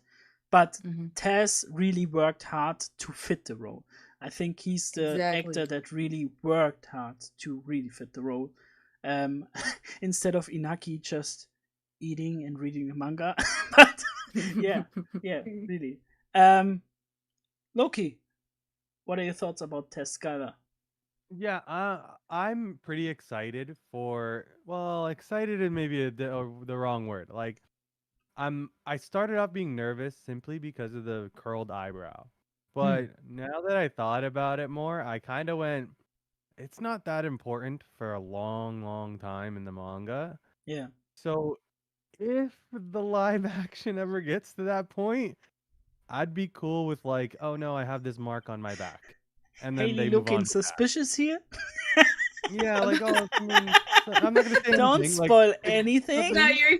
y'all are good. Y'all are good. I don't want to spoil nothing more. I'm not gonna say anything else. Just That has a like meaning. if the What? curled eyebrow ever is important, right? Like Oda is working on the live action, like he's there, so that Yeah. must have been some sort of deliberate choice, right? Yes. Like that's it's a big deal. So yeah, other than that, I 100% agree. He seems to be the one who I trust most right now to play Sanji, especially because right away I heard he was like training in kickboxing, he was Yeah. learning how to cook and blah blah blah blah blah, like all of these things that are just Sanji. So Mhm. yeah, I think hard work will pay off in this case. Yeah. Goldio. Well, I very biased with Taz Skylar choice, so I just want to say that he is perfect for the role. Yeah. I mean, if Exactly. anyone, I think that he worked the most of the Mugiwaras. He's the one that works more to fit the role. I mean, Makenyu had used words since he was maybe 12 years old. Emily knew how to make some movements for Nami, but Taz had to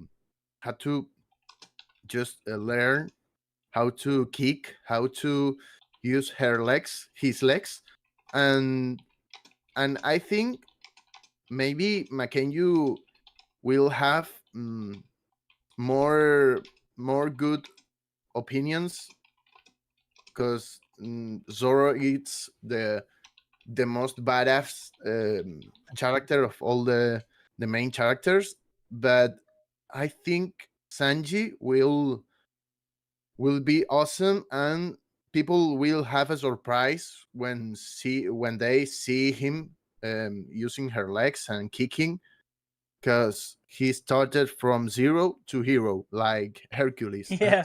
Yeah. Really. So yeah, I mean, he's perfect. Again, I know I could sound very repetitive with this statement, but the Mugiwaras are just It's a perfect choice. perfect. Point. Yeah, it's perfect. And people, I remember people told for the few first days of the official announcement that he remains more for Eminem, maybe Yeah, inner. for Like, Enel, yeah, of course. yeah. And I think, yeah, he could do it too, but at the same time, he worked so hard for this opportunity.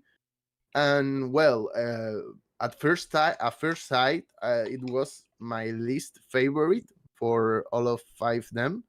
And right now, the first day I saw his Spanish version of the announcement, and he had the same accent than me. So he's Yeah. from Canary Island, and not only Canary Island, he's from the same island that I live, and it was love for at first sight. I mean, if I had that with with Jacob, when I heard Taz voice on Spanish, it was like a mind galaxy. I mean, it was wow.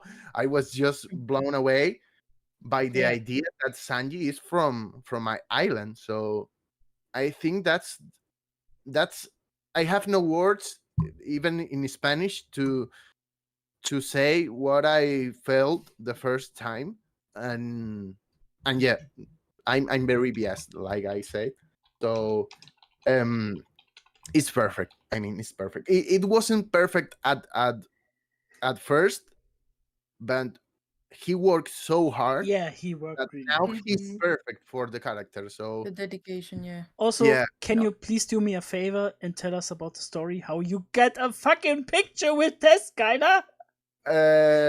yeah, that's Went to I cons. think Yeah, I'm went so to cons. envy of you to have that. Jesus. yeah, I started talking of One Piece live action so long ago. So I think that was all the story. A friend of him just sent him a No way. video of mine, and yeah, No way. I mean it's as cool as you would expect of Sanji and the Taz Skylar himself. I mean, Damn. it's not they are not faking it when you see on a film or on the show or with all these promotional videos. He's just as you expect. I mean, in reality, he Awesome. laughs as Sanji. He thinks as Sanji, and he feels like the character in real life. I mean, it's Oh incredible. my god, I can't imagine it. But for the Sims out here, can you tell us how he smells like? He Oh smells my god. like you will expect him to smell. Very, he smell like as hard work. He smell like good cooking, and he smells like being a cool dude that kicks a lot of strange toys on his own house. You just You made got that that up, here Tori. first, guys. Now you can imagine how it smells. So, that would be the Straw Hat Pirates for us. Next would be up some of the villains. I guess the very few quote unquote we saw was only Buggy, sadly. But what do you think of Buggy in the live action with sorry, I forgot the name. I mean Dr. JB can drop me the name, I think. Sorry, what was the actor question? of Buggy? Buggy Jeff Ward? Yeah, Jeff Ward. The actor? Sorry. Yeah. Yes. Yeah. I really think he portrays Buggy well, especially Oh my because they put more effort into his makeup and even make his face white. That even gets more into the clown thing that is only there because he wants to hide his nose. That is very real and not any makeup or something else. And that heads right into the theory that isn't confirmed at all. So it's new for Haley, I think, but there's a theory out there and it isn't confirmed. There's no hint at it at all, but many people in the community think he is part fishman. That's why he has the nose. And it would make so much sense because he ate the devil fruit, essentially, spoilery, got into the water, still can swim somehow, and they put him out of the water. But yeah, I think they done it so well with his character, with the makeup and stuff. And yeah, I really love his appearance. And for all non One Piece watchers, it gives really off the crazy Joker style character, clown character. And I think it portrays well after the line which Nami said with there are crazy pirates out there, and of course the craziest one you see right there. And yeah, Buggy. I think it portrays a good portrait of what you can expect from the show and stuff, and they did him really well. Goldio, let's start with you. Jeff Ward, Buggy. Yeah. I think it's a very cool choice. He has been on Agents of Shield so long ago with a character that is very awkward too. So I think he fits a lot on the role, and we have seen on the teaser so tiny details, and it remains a lot by his performance. So yeah, I think it's a cool choice. He's very young for the role, and he can just make all the way to the One Piece adaptation without seeing too much old for the character. So yeah, I mean it's an interesting cast. We haven't seen a lot about him. He's very shy on social media. So yeah, I mean, all we know so far, I mean, it's that he fits the role, and I think it will be awesome with all his makeup and the costume. It fits very well with him, and I'm very excited. Indeed, I said a long ago that Buggy it's a character that cannot fail. I mean, if you make him so creepy, it's Buggy. If you make him so funny, it's Buggy. If you make Yeah. him so weird, it's Buggy. I mean, it Yeah. doesn't depend of which feel do you feel when you see at the first time, because Yeah. it's buggy. So it could be more goofy, it could be more creepy, it could be more psycho, but it will be buggy as well. So it's you can't fail with buggy if you make him very accurate to the original design. So I mean, it's very cool, and it will work so well being the first enemy of the story. Also, I want to point out that they really, like you said, they really have to do nothing else than just buggy stuff. But if they get it right that he really, really, really hates the Straw Hat, and that comes later, why? That's the whole thing that they must translate in the East Blue, and then it would be 100% buggy. Yeah. Haley, Yeah. what do you think about the buggy equals fishman's thing? And it's not a spoiler because we don't know anything about it. It's just a theory out there. The whole buggy, that's the first time I've heard that theory, and now my brain's just not gonna leave it alone for a while. Because Buggy is one of my favorite side characters in the show. He is so lovable because he's goofy, he's silly, but he also has the potential to be really strong. And so seeing him in the live action is so cool because of how much emphasis they put on his character design and Yeah. creating him. Because in the manga, at first when you meet him, you think he might be this terrifying person, and then it's Buggy. But I'm wondering if, like, maybe in the live action they're gonna maybe lean into more of that horror-esque feel to, like, this Joker side of Buggy. I think that would be a really interesting take on Buggy's character because he definitely has the potential to do something like that. So I think he looks great. I really exciting from what we saw. Like, he looks like he's got the laugh down, the appearance. I'm so ready to see any shenanigans with Buggy, whether they make him scary, whether they make him a goofball. I'm just ready to see Buggy. Yeah. Loki. Yeah, no, I completely agree with you, Haley. Like the more spooky aspect of Buggy could actually be really well utilized in the live action.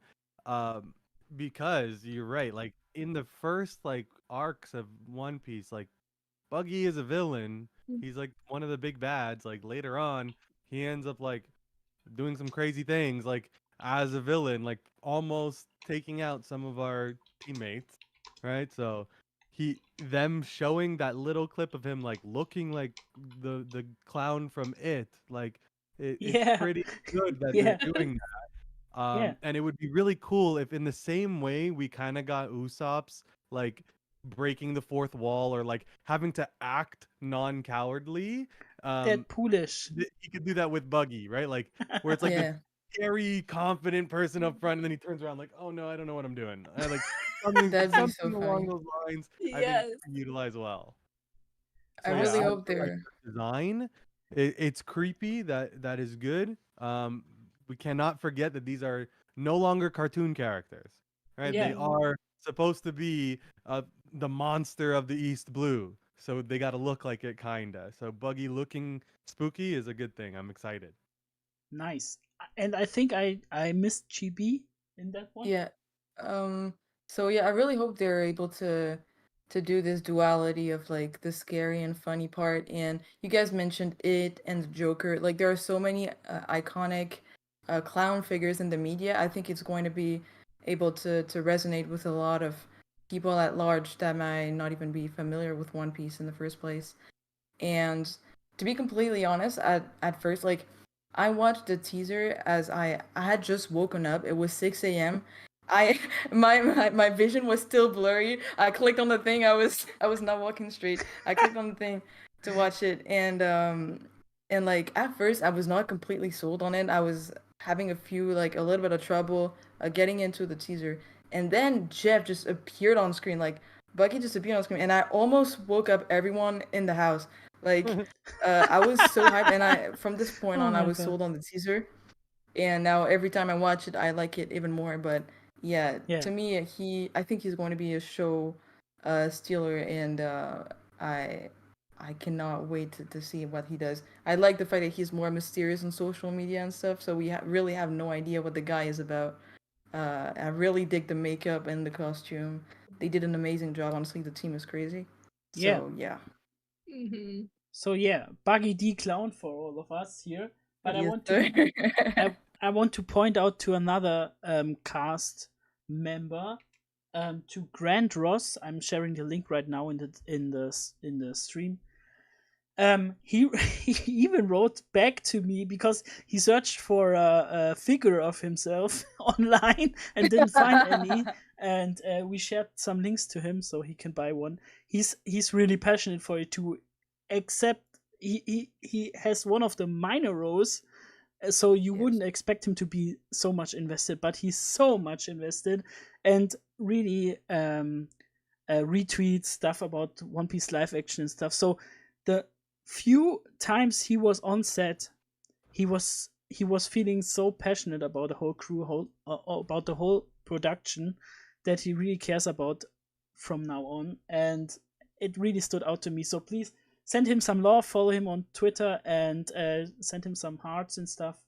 He's really great, and I think he's doing a great job. And that would lead us to the next topic, if I didn't miss any one of you, which would be reliving favorite moments or characters. Ooh.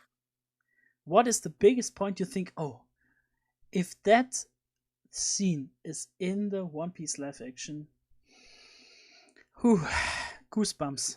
So, Haley. Okay. For the East Blue specifically, um, I have like two moments that they like have to nail. The first one is Sanji and Zeph. Like that whole situation. If because I loved Sanji from the first introduction. He's been one of my favorite characters all the way through it. Even with some of his faults, I ride or die for him. He's still one of my favorites. And that moment with Sanji and Zeph is what sold me on his character initially. So I want that moment to just destroy my heart like it did in the manga and in the anime.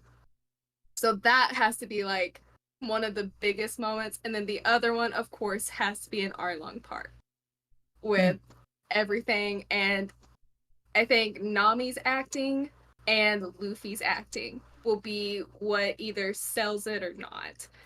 I don't want to give too much away, but because of anybody watching who doesn't know. Yeah. But those two actors specifically in that moment, the way they handle their acting, how they kind of adapt to that situation is really gonna make that impact for me. Yeah. I also want to point out that Roger Space talked about he was on set during this scene that you talked about, and he was That's so crazy. surprised because it went from totally emotional to say director saying cut, and then Luffy got straight to Roger Space and said, "Hey, you are the Nintendo reaction guy. I love your reactions.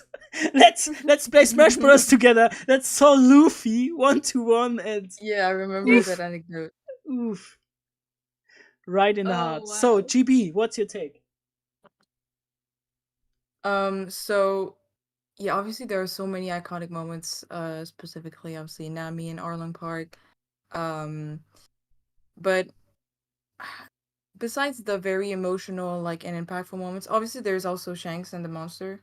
That's I'm really looking forward. But besides those really big moments, I cannot wait to see for some reason like Usopp and Kaya interaction at the window. Like I wonder if they're going to be doing it the same because yeah, I just finished watching Syrup Village with my mom, you know, in the anime. Aw. So I'm getting a little nostalgic and I think they're going to make it look adorable. Also, like Nami and Nojiko, I think is her name, his sister. Like their house with the trees and stuff. I think this is going to look beautiful, and I cannot wait to see that. Yeah. Or Mihawk, obviously. I don't need to mention that guy. You know, Matt has already Yeah. said that it's going to be it's his favorite character from the live action. So obviously it's going to be epic. Yeah. So Goldio. I know it's not a very popular scene of the East Blue saga, but I could forgive it if they just change the story. But I will say I hereby declare Usopp Pirate Crew disbanded. Ooh. It's a very Mhm. tiny scene that says a lot about Usopp and Yeah. how he just changed his mind for being a, a, a enjoyment pirate maybe to a real one. And yeah, that will be the scene. I cry a lot when I review the Aw. and I could forgive if they choose to change things, but it will be awesome having that scene one by one. Yeah. Mhm. Also, I want to point out that scenes like this are very, very different when you see it in live action. So they could do so much more with it, like the Mary scene, for example. Yes. So Mhm. Loki. Yeah, no, I think we're all kind of in agreement where we're really excited, not for the hyper action scenes or the super Yeah. comedy scenes. Yes. We really want to see how these scenes are gonna hit our hearts. So like the Yeah. Zeph scene for sure, the Usopp Mhm. Pirates being disbanded for sure, like a bunch of these scenes. I'm very, very, very excited to see Zoro lay down on the floor after fighting Mihawk No. and Ay, ay, ay. say like, is that okay, Pirate No. King? Like that'll be the first time we really see some Oof. crazy emotion come out of our like stone character, and that was like I'm like we all just got goosebumps thinking about it. So Yeah. like I'm excited how that's gonna play out. Yeah. And And I, Mihawk, right? Like we get to see yeah. Mihawk, so that'd be awesome. Damn. But if you His don't accent know, too is amazing. yeah, if you don't know, Matt Owens already said Mihawk is his favorite character in the live action. Yep. So they Yeah, must hit him really, really, really yeah. I'm so hard excited. to I'm hit that point. seeing Yoru is gonna be nuts, man. Mm. Oh, Oh yeah, I didn't even think about this. It's going to look crazy in real life. excited. Yes. I mean, people simping for Emily already, but I think I would join the Dracula Mihawk simp, I of mean, course. yeah. I mean, yeah, honestly, yeah. Absolutely. Okay. Yeah, for my take, especially I want to see the animals of the show. Like Mumu, is that called in English? I think it's Muku in Yeah, German, but Momo, I think. like the really Mhm. crazy animals that even come from the Grand Line. That is a little bit of showing into what the Grand Line is setting up to, and I really love these kind of scenes where the animals are highlighted and where the different races are highlighted, because that makes the world building great. And I really want to see the Arlong Park and stuff and to be realized. But my personal favorite moment from the East Blue that don't many people really liked, I think, I don't know, was the beheading of Luffy in quotes. Okay, that was a Yeah. spoiler, sorry. But essentially, that was so a mind blowing moment for me.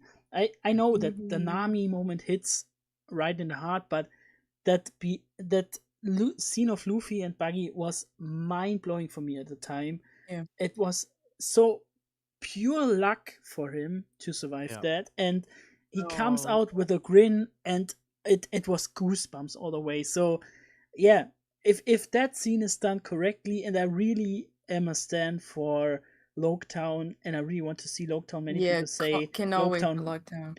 Many people say Mhm. Loketown won't happen, but I disagree. Loketown will happen because it's important for the East Blue, especially for me. I really want to We see have the that. Dragon And Cast. Well, We Desnes, have the Dragon Cast, so yeah. when we Oh, talk about Lockdown not being on the live action, we meant on the first season, of course.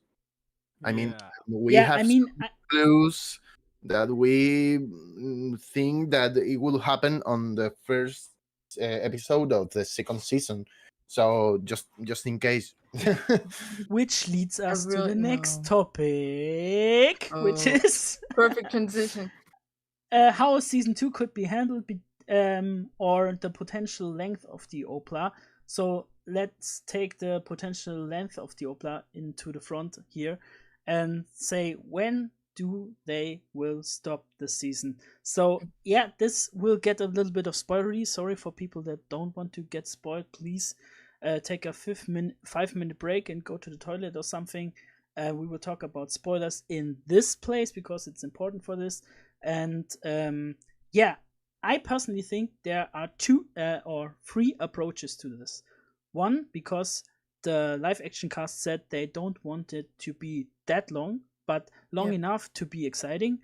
I think they could cut it off at any season. That means they translate an arc into one season, and then suddenly in one season, when it doesn't really does well, they cut it off.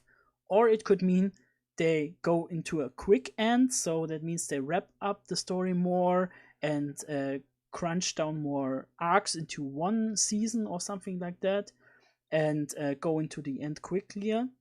Or it could mean they make a unique end. They make a completely different end for us, not like the 4Kids version where the ships falls on them and then it's abruptly ending or something else, but things like, okay, we're wrapping that up so that Sabaody Archipelago would be the end for it, and let's watch what will happen afterwards.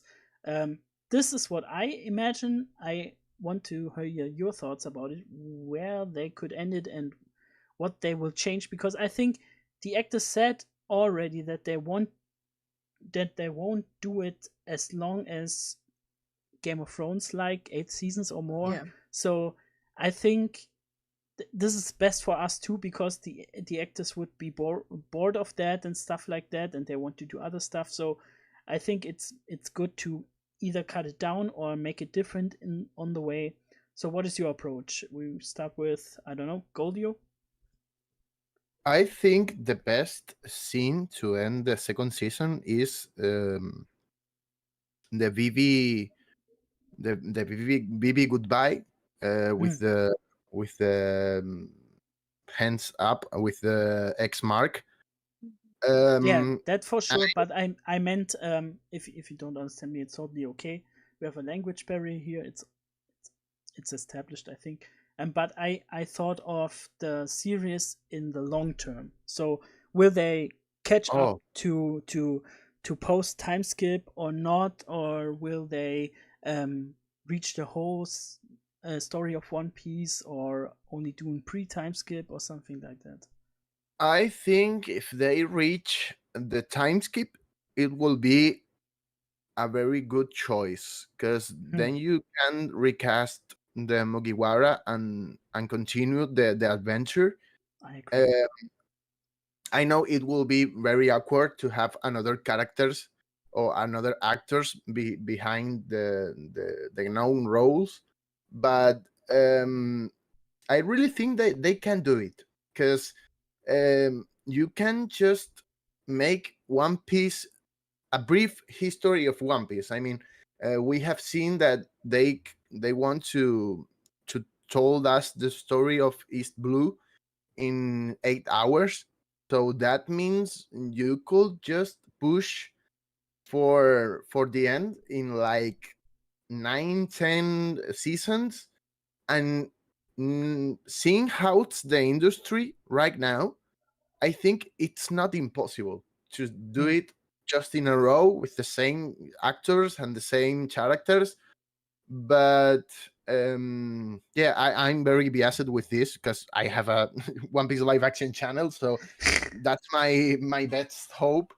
But yeah, I think it's possible, and if the actors are comfortable with the roles and with continue the story, even with a stop on the time skip, so it will be, I think, not only possible but the best choice.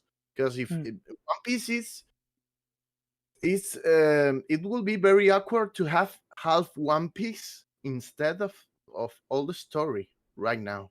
I Yeah. think a lot of characters will be very weird not having the resolution of them stories. So Yeah. I think well, it's One Piece. You can just try to do it, or you can do it, and Yeah. that's all. If you do One Piece entirely, I think that will be the cool answer. But yes, I know it depends of Netflix and Tomorrow Studios and how they handle doing different seasons. But we need to remember that Oda said the first season will be 10 episodes, and then it changed for the story purpose. Because we know that Arlon Park, it could be the best ending for a first season, but then they could just change it again to 10 episodes. That means 2 hours more per season. So yeah, I will do One Piece entirely if it was So my you could decision. see them ending on Arlong Park instead of ending on after Lockdown on the previous one. I don't think I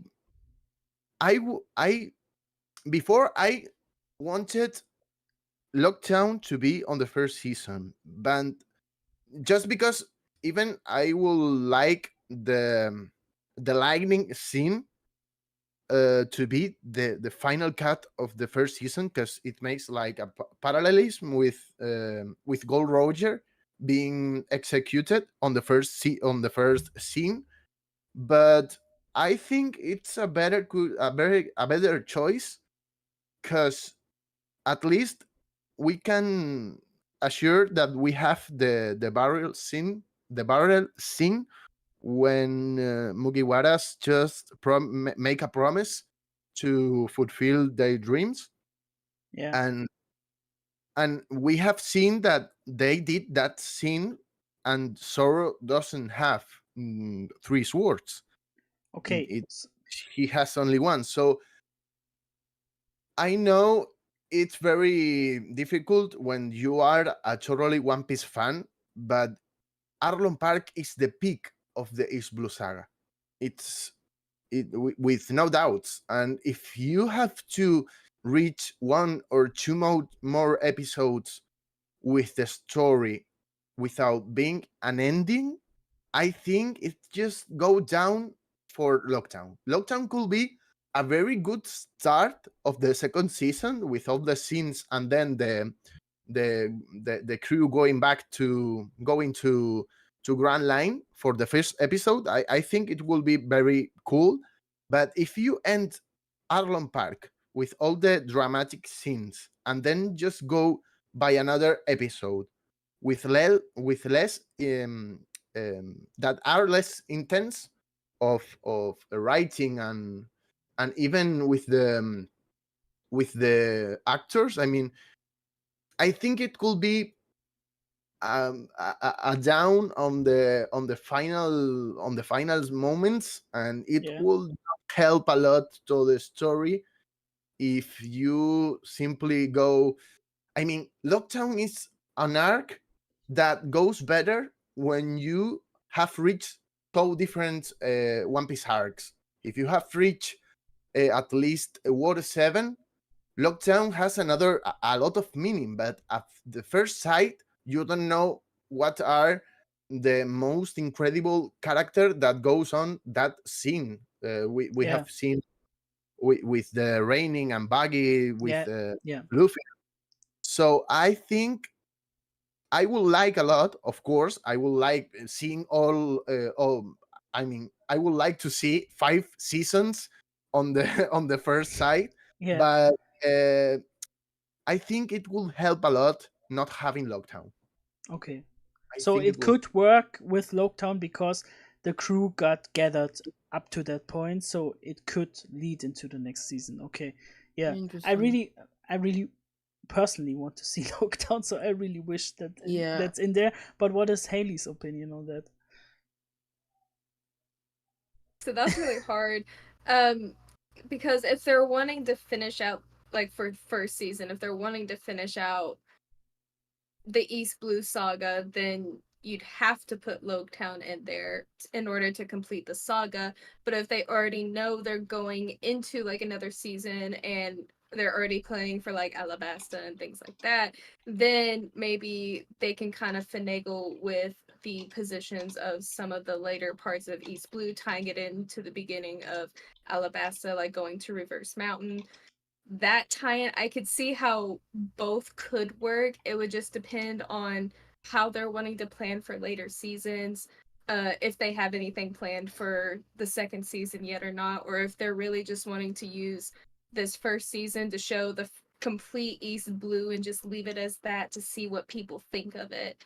And then if people have a great response to it, then it continues into Reverse Mountain and it's a pickup right from where the story ended. So I can see it going either way. I don't know if I have a preference for which one I want to see. Um, but I think it would be. I think as long as like the creative choices and the direction is very clear within the cast and the crew, I think they could work. I think they could make either one work. Yeah. Okay. GB? Yeah, so about the lockdown thing, honestly, I'd rather we have it in season one personally. I think the Alabasta saga is kind of long enough on its own that we don't really necessarily need to have the lockdown thing at the beginning of it. Yeah. And honestly, being able to see Dragon in there, maybe, ending, like, it doesn't have to end exactly the same. It could end with the Roger parallel of, like, Luffy smiling on the thing, the execution thing. That could be cool as well. Yeah, I really hope we get it in season one personally. And when it comes to the series running along, personally, there's one thing I'm not afraid of is the characters aging. First of all, because with makeup and stuff, you can already do a bunch of things, but also we don't have to follow the exact same timeline as we do in the manga. Like there would be nothing crazy about knowing that they've decided to land on an island for like months or even like a complete year, and so we find them they're a little bit aged up. Like it's completely fine, it wouldn't take us out of the story, I think. And about how long they could make it, honestly, I have no idea. But if there is one thing I'm certain of is the fact that the East Blue saga, with maybe the Alabasta one, but the East Blue saga is certainly going to be the most canonically accurate one we're going to get, because we have to get the main Mugiwaras on the crew, and we're not even sure that even if the series continue, we're not even sure we're going to get the same amount of Mugiwaras on the crew, because it takes a lot more work and stuff. So I think really the East Blue one is going to be the most canonically accurate, and from there they can decide to go different routes, and we don't have to follow everything that happens in the story and how Oda did it. What is most important is the content in its deepest form. So what it means and the stuff that we need to keep for the long running story. We can move things out of context and make it work in other ways, etc. We don't need to follow exactly all of the manga timeline. Yeah. Mhm. Yeah. So, last words from Loki on this topic. Yeah, no, I put out my video a little earlier, but I think One Piece is set up in a way where it could have ended at multiple points. Not Hmm. only because like he's a good writer, but because like Shonen Jump would have been like, okay, yeah, like One Piece is over now, like, and that's an ending. Like Logtown was about that, like 100 Yeah. episodes. So Logtown has an ending, but by magic, Luffy survives. So I just think if that magic wasn't there, it's still a point where Luffy's journey could have ended. So So you we could mean have at the a execution ending, yes? yeah, like, but it not only that, like, even like Arlong Park, there could be an ending. Not so much at Arlong Park, maybe just after, because I think Arlong Park is the arc where our Straw Hats are finally together. Yeah. So like once that happens, you can end after that, however you would please.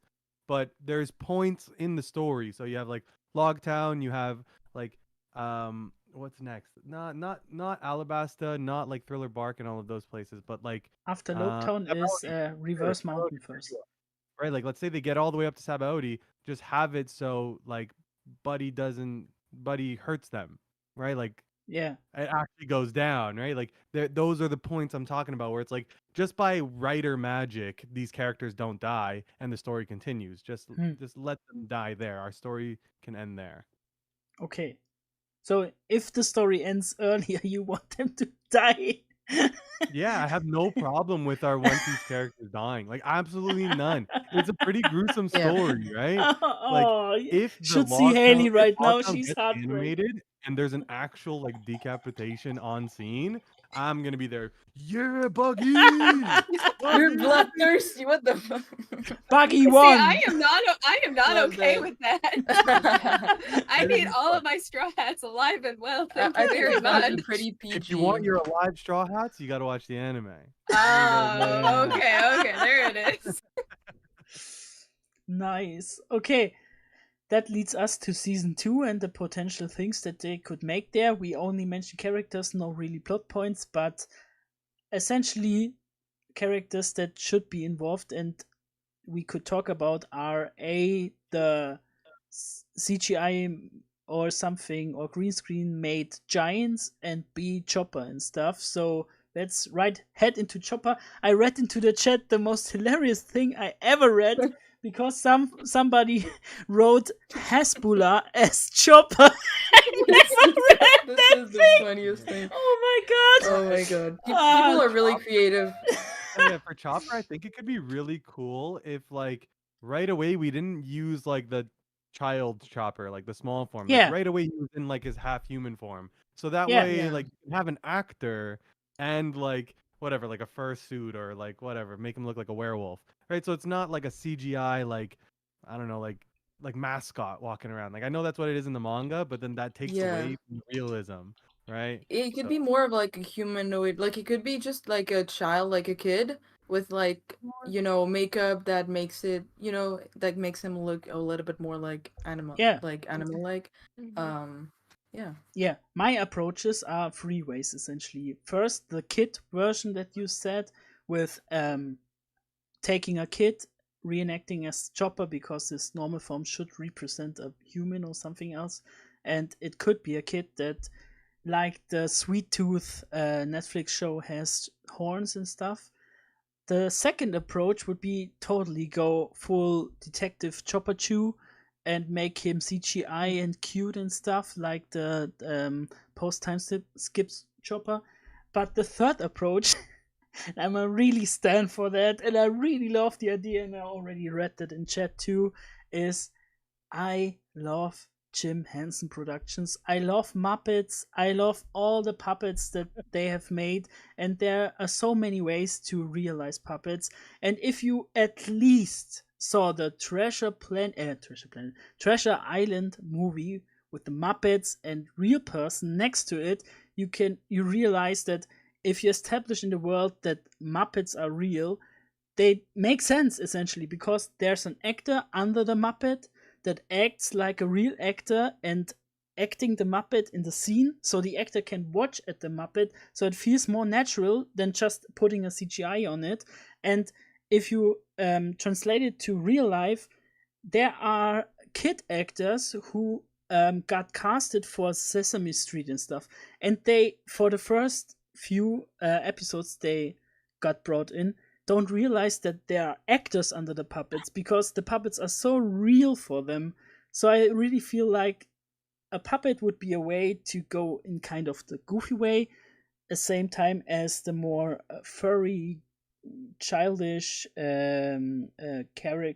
character way in that sense with Chopper. But at least that would be wishful thinking for me. But I think the child Chopper would be the makes most sense. Goldio.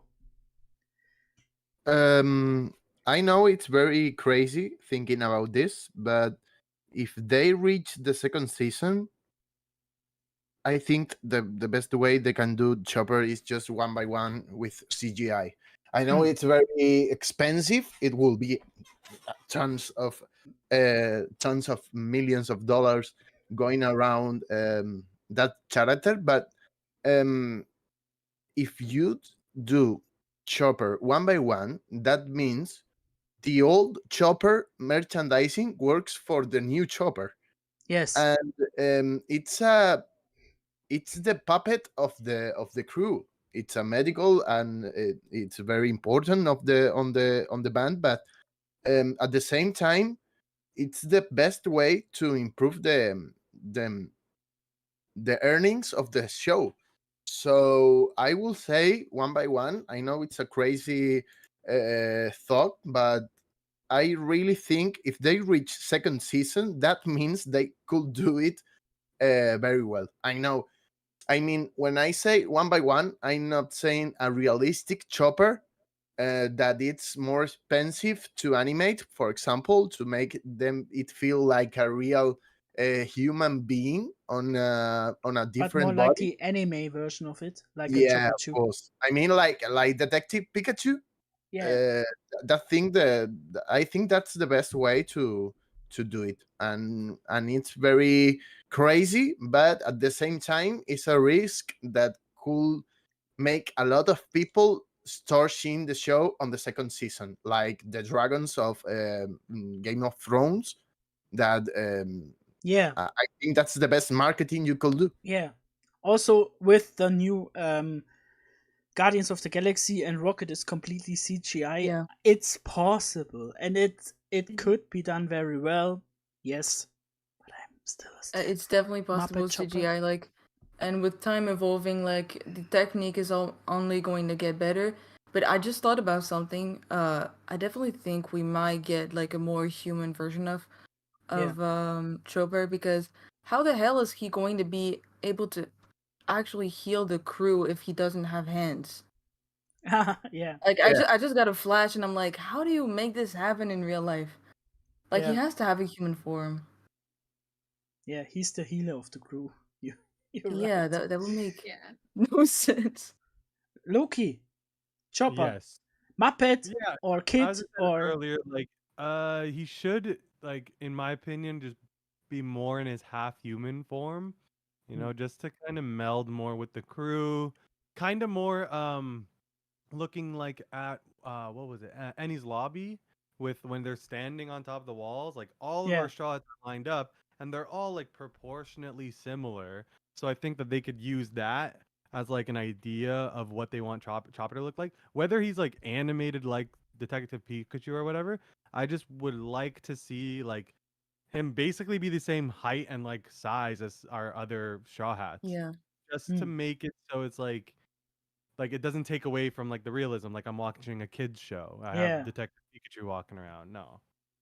I also think it'd you be fun have to see the him like switch forms and stuff. Maybe, Yeah. you know, like Yeah, as they're yeah. walking, like Yeah. they're walking side to side, and all of a sudden he switched forms to like the human form where he Yeah. goes back to the reindeer. Like they could really play with it and make it fun.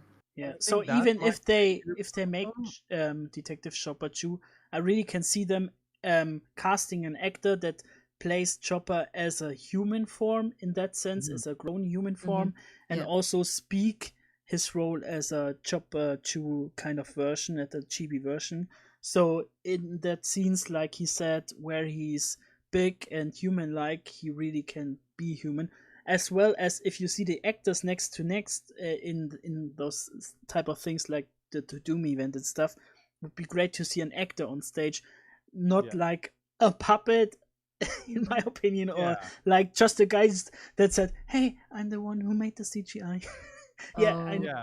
yeah, Or like, oh, I'm the voice actor. No, no, no. It yeah, would be better to have like a person that's there that you're yeah. like, that's Chopper. Maybe you don't look like Chopper, but I know you're Chopper. Andy Somebody just Circus. pulls up in a furry suit.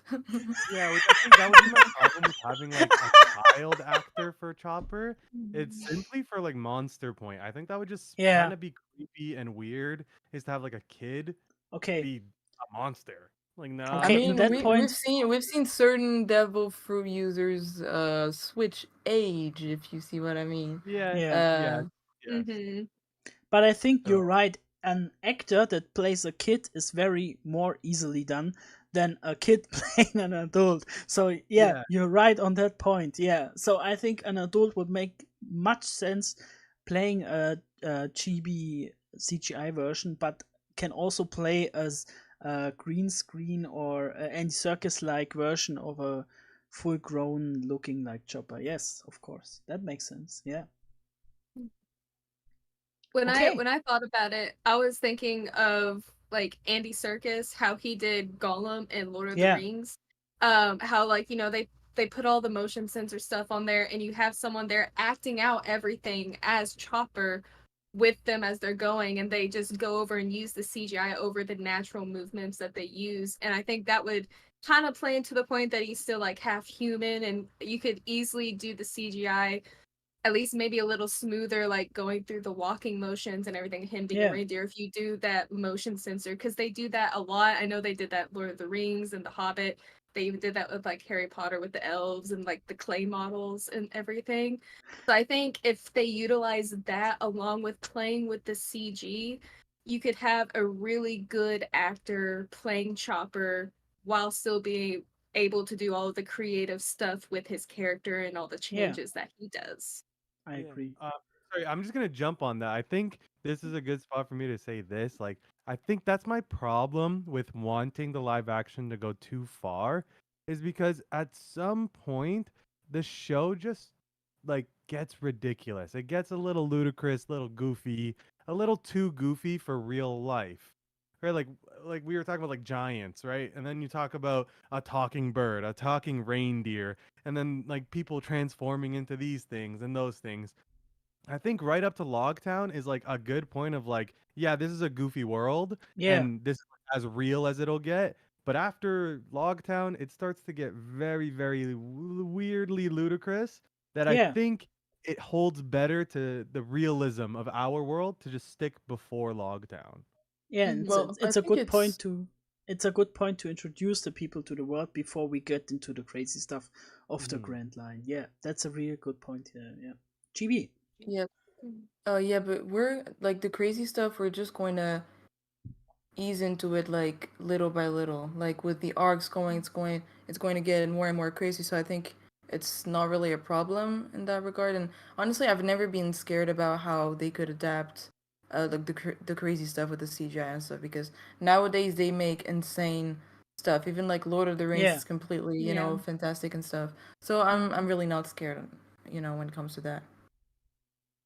I don't want it to be mistaken that that's what I'm nervous about. I'm more nervous that all of these ludicrous things put right Mm-hmm. next to each other. Because, like, all of our Mm. ludicrous stuff that we saw in the anime happens over the course of, like, let's say 10 episodes. That in our live action has to be condensed into, like, one hour episode or one 45-minute episode.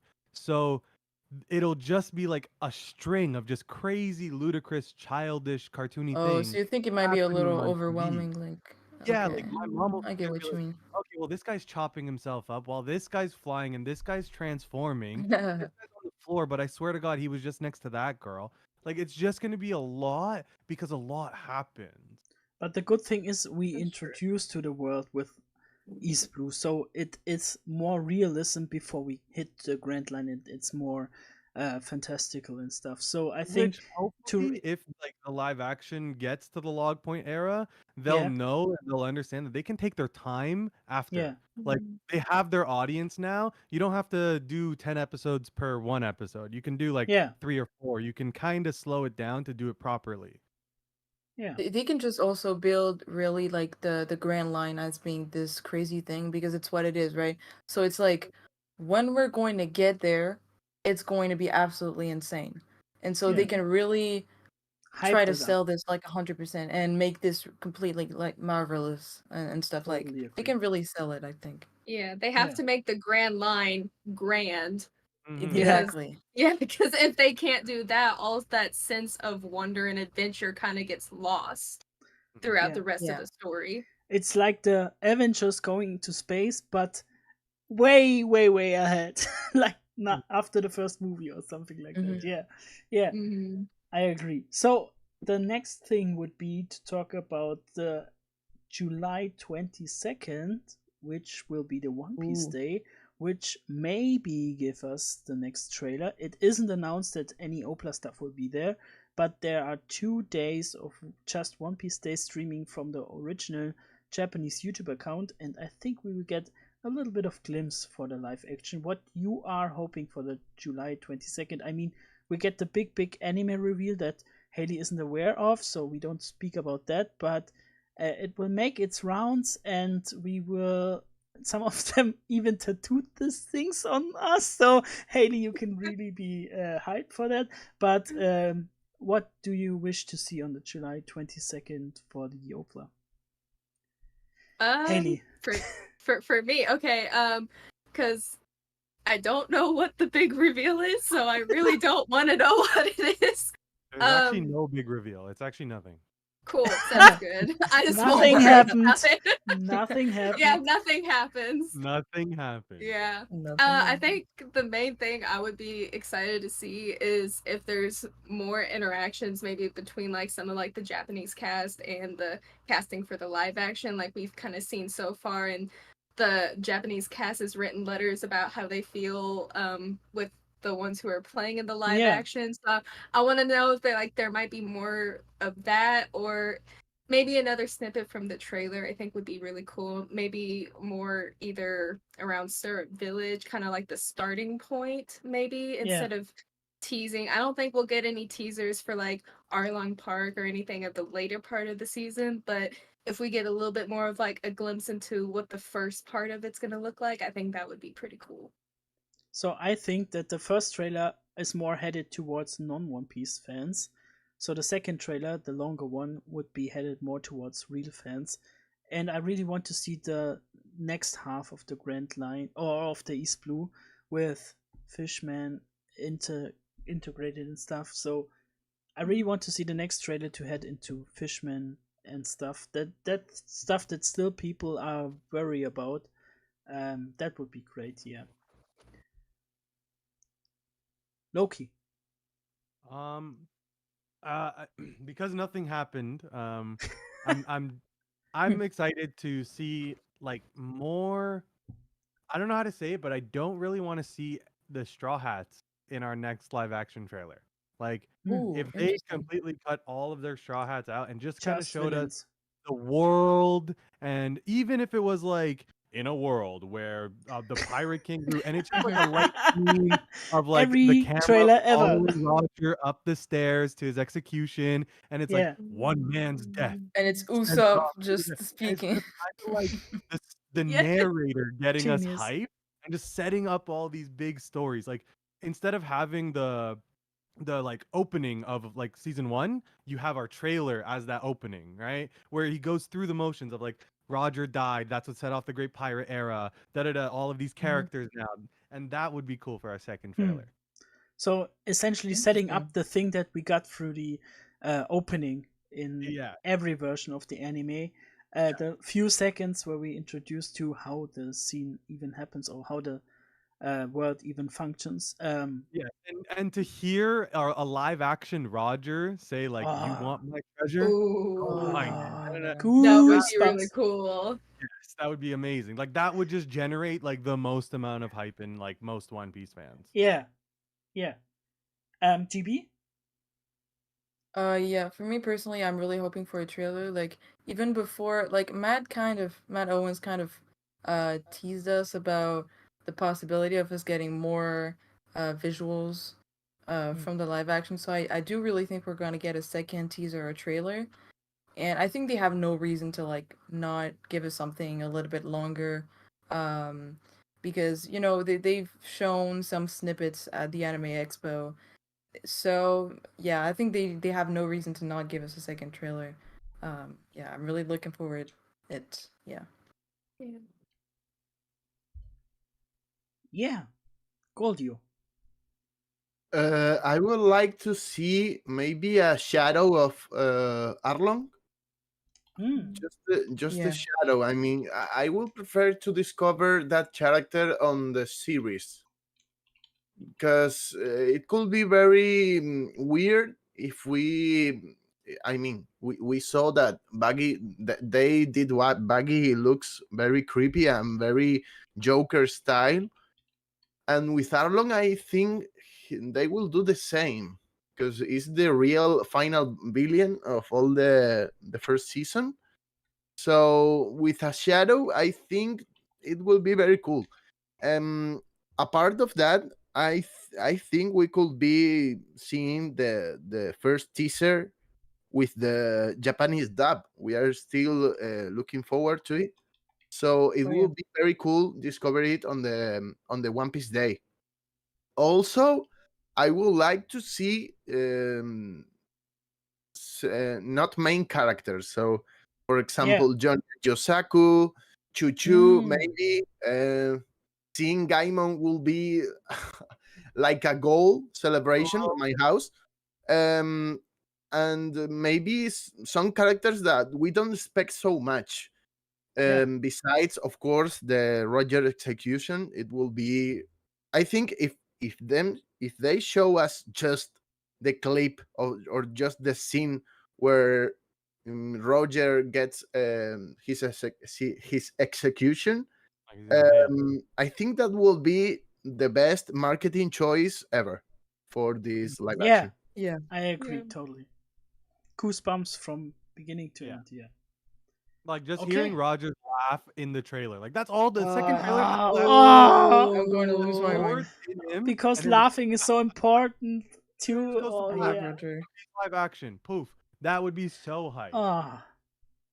Also, what Arthur said was that the laughs were very unique in that one too. So I'm really looking forward to hear real laughs in the series as well. Yeah, good point there.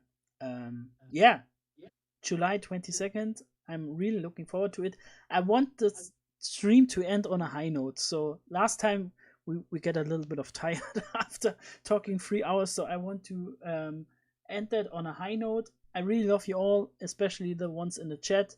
I give you all the time you need to shout out and appreciation to all of the cast and other YouTubers you want to shout out. Goldio, you can start with that. Any YouTuber you want to shout out or things you want to say at the last? Well, we have been waiting for 7 years now, or 6 years maybe, since Oda just announced that live action has coming out. Um, and now we are just for like month and a half to see what they have done with our beloved manga, and then I think we are very hyped, we are very exciting, but I just want to remain that we need to share this to our uh, Yes. related person. I mean, it's the it's the best way to introduce people to One Piece world, and we need to. I think that Oda made so many things for each of us in our Yeah. life. He has moved our heart to keep going and fulfill our dreams. And I think personal that this is the best way to return back the favor to Yes. Oda. I think it's his dream. Like this live action was announced on To be 2017, successful and stuff. Yes. and I think he wants One Piece being what Marvel is right now, or Yeah. maybe what Marvel has been all these years. And Oof, that's a big The statement. little yeah, of shade course. here. I But know, I you're know. totally right. One Piece can top Marvel at any point. I totally agree. Okay. Oh yeah. Yeah, because they just need to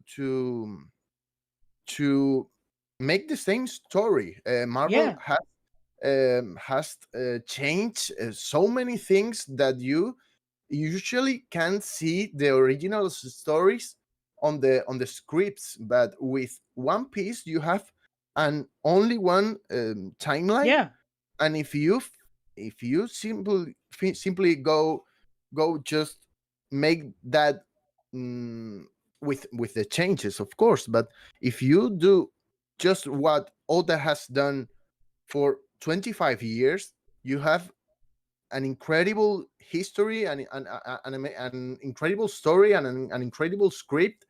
And I think we don't need so much besides that. So yeah, um I totally think that this could be a new, totally new era on One yeah. Piece fandom.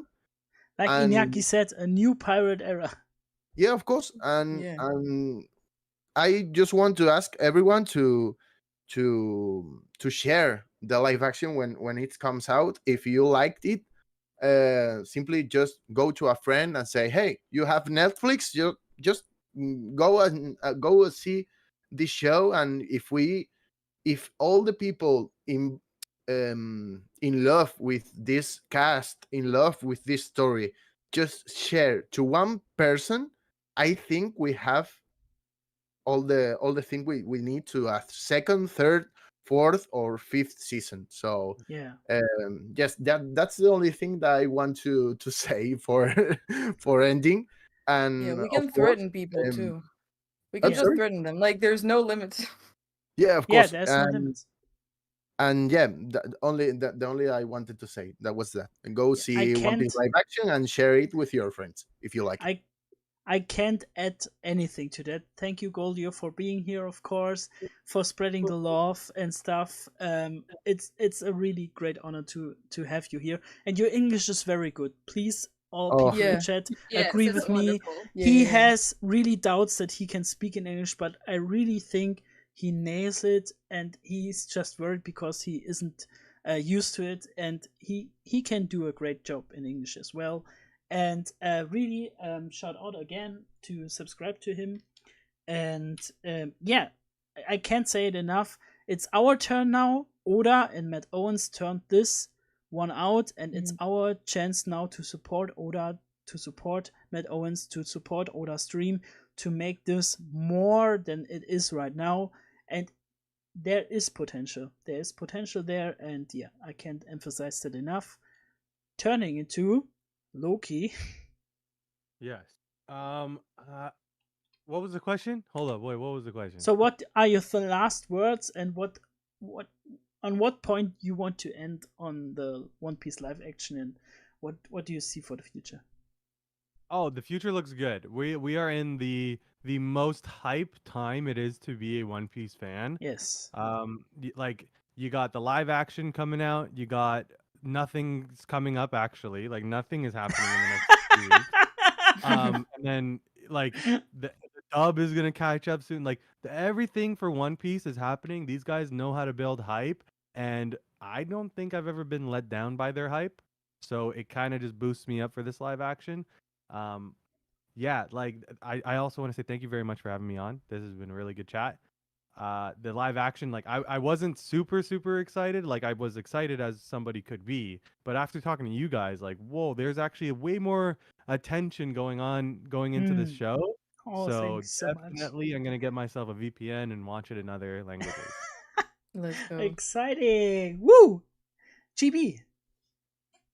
I mean, I don't have much to say. I think you guys said it perfectly. It's just a really bright future for One Piece fans, and you know, One Piece like almost coming to an end.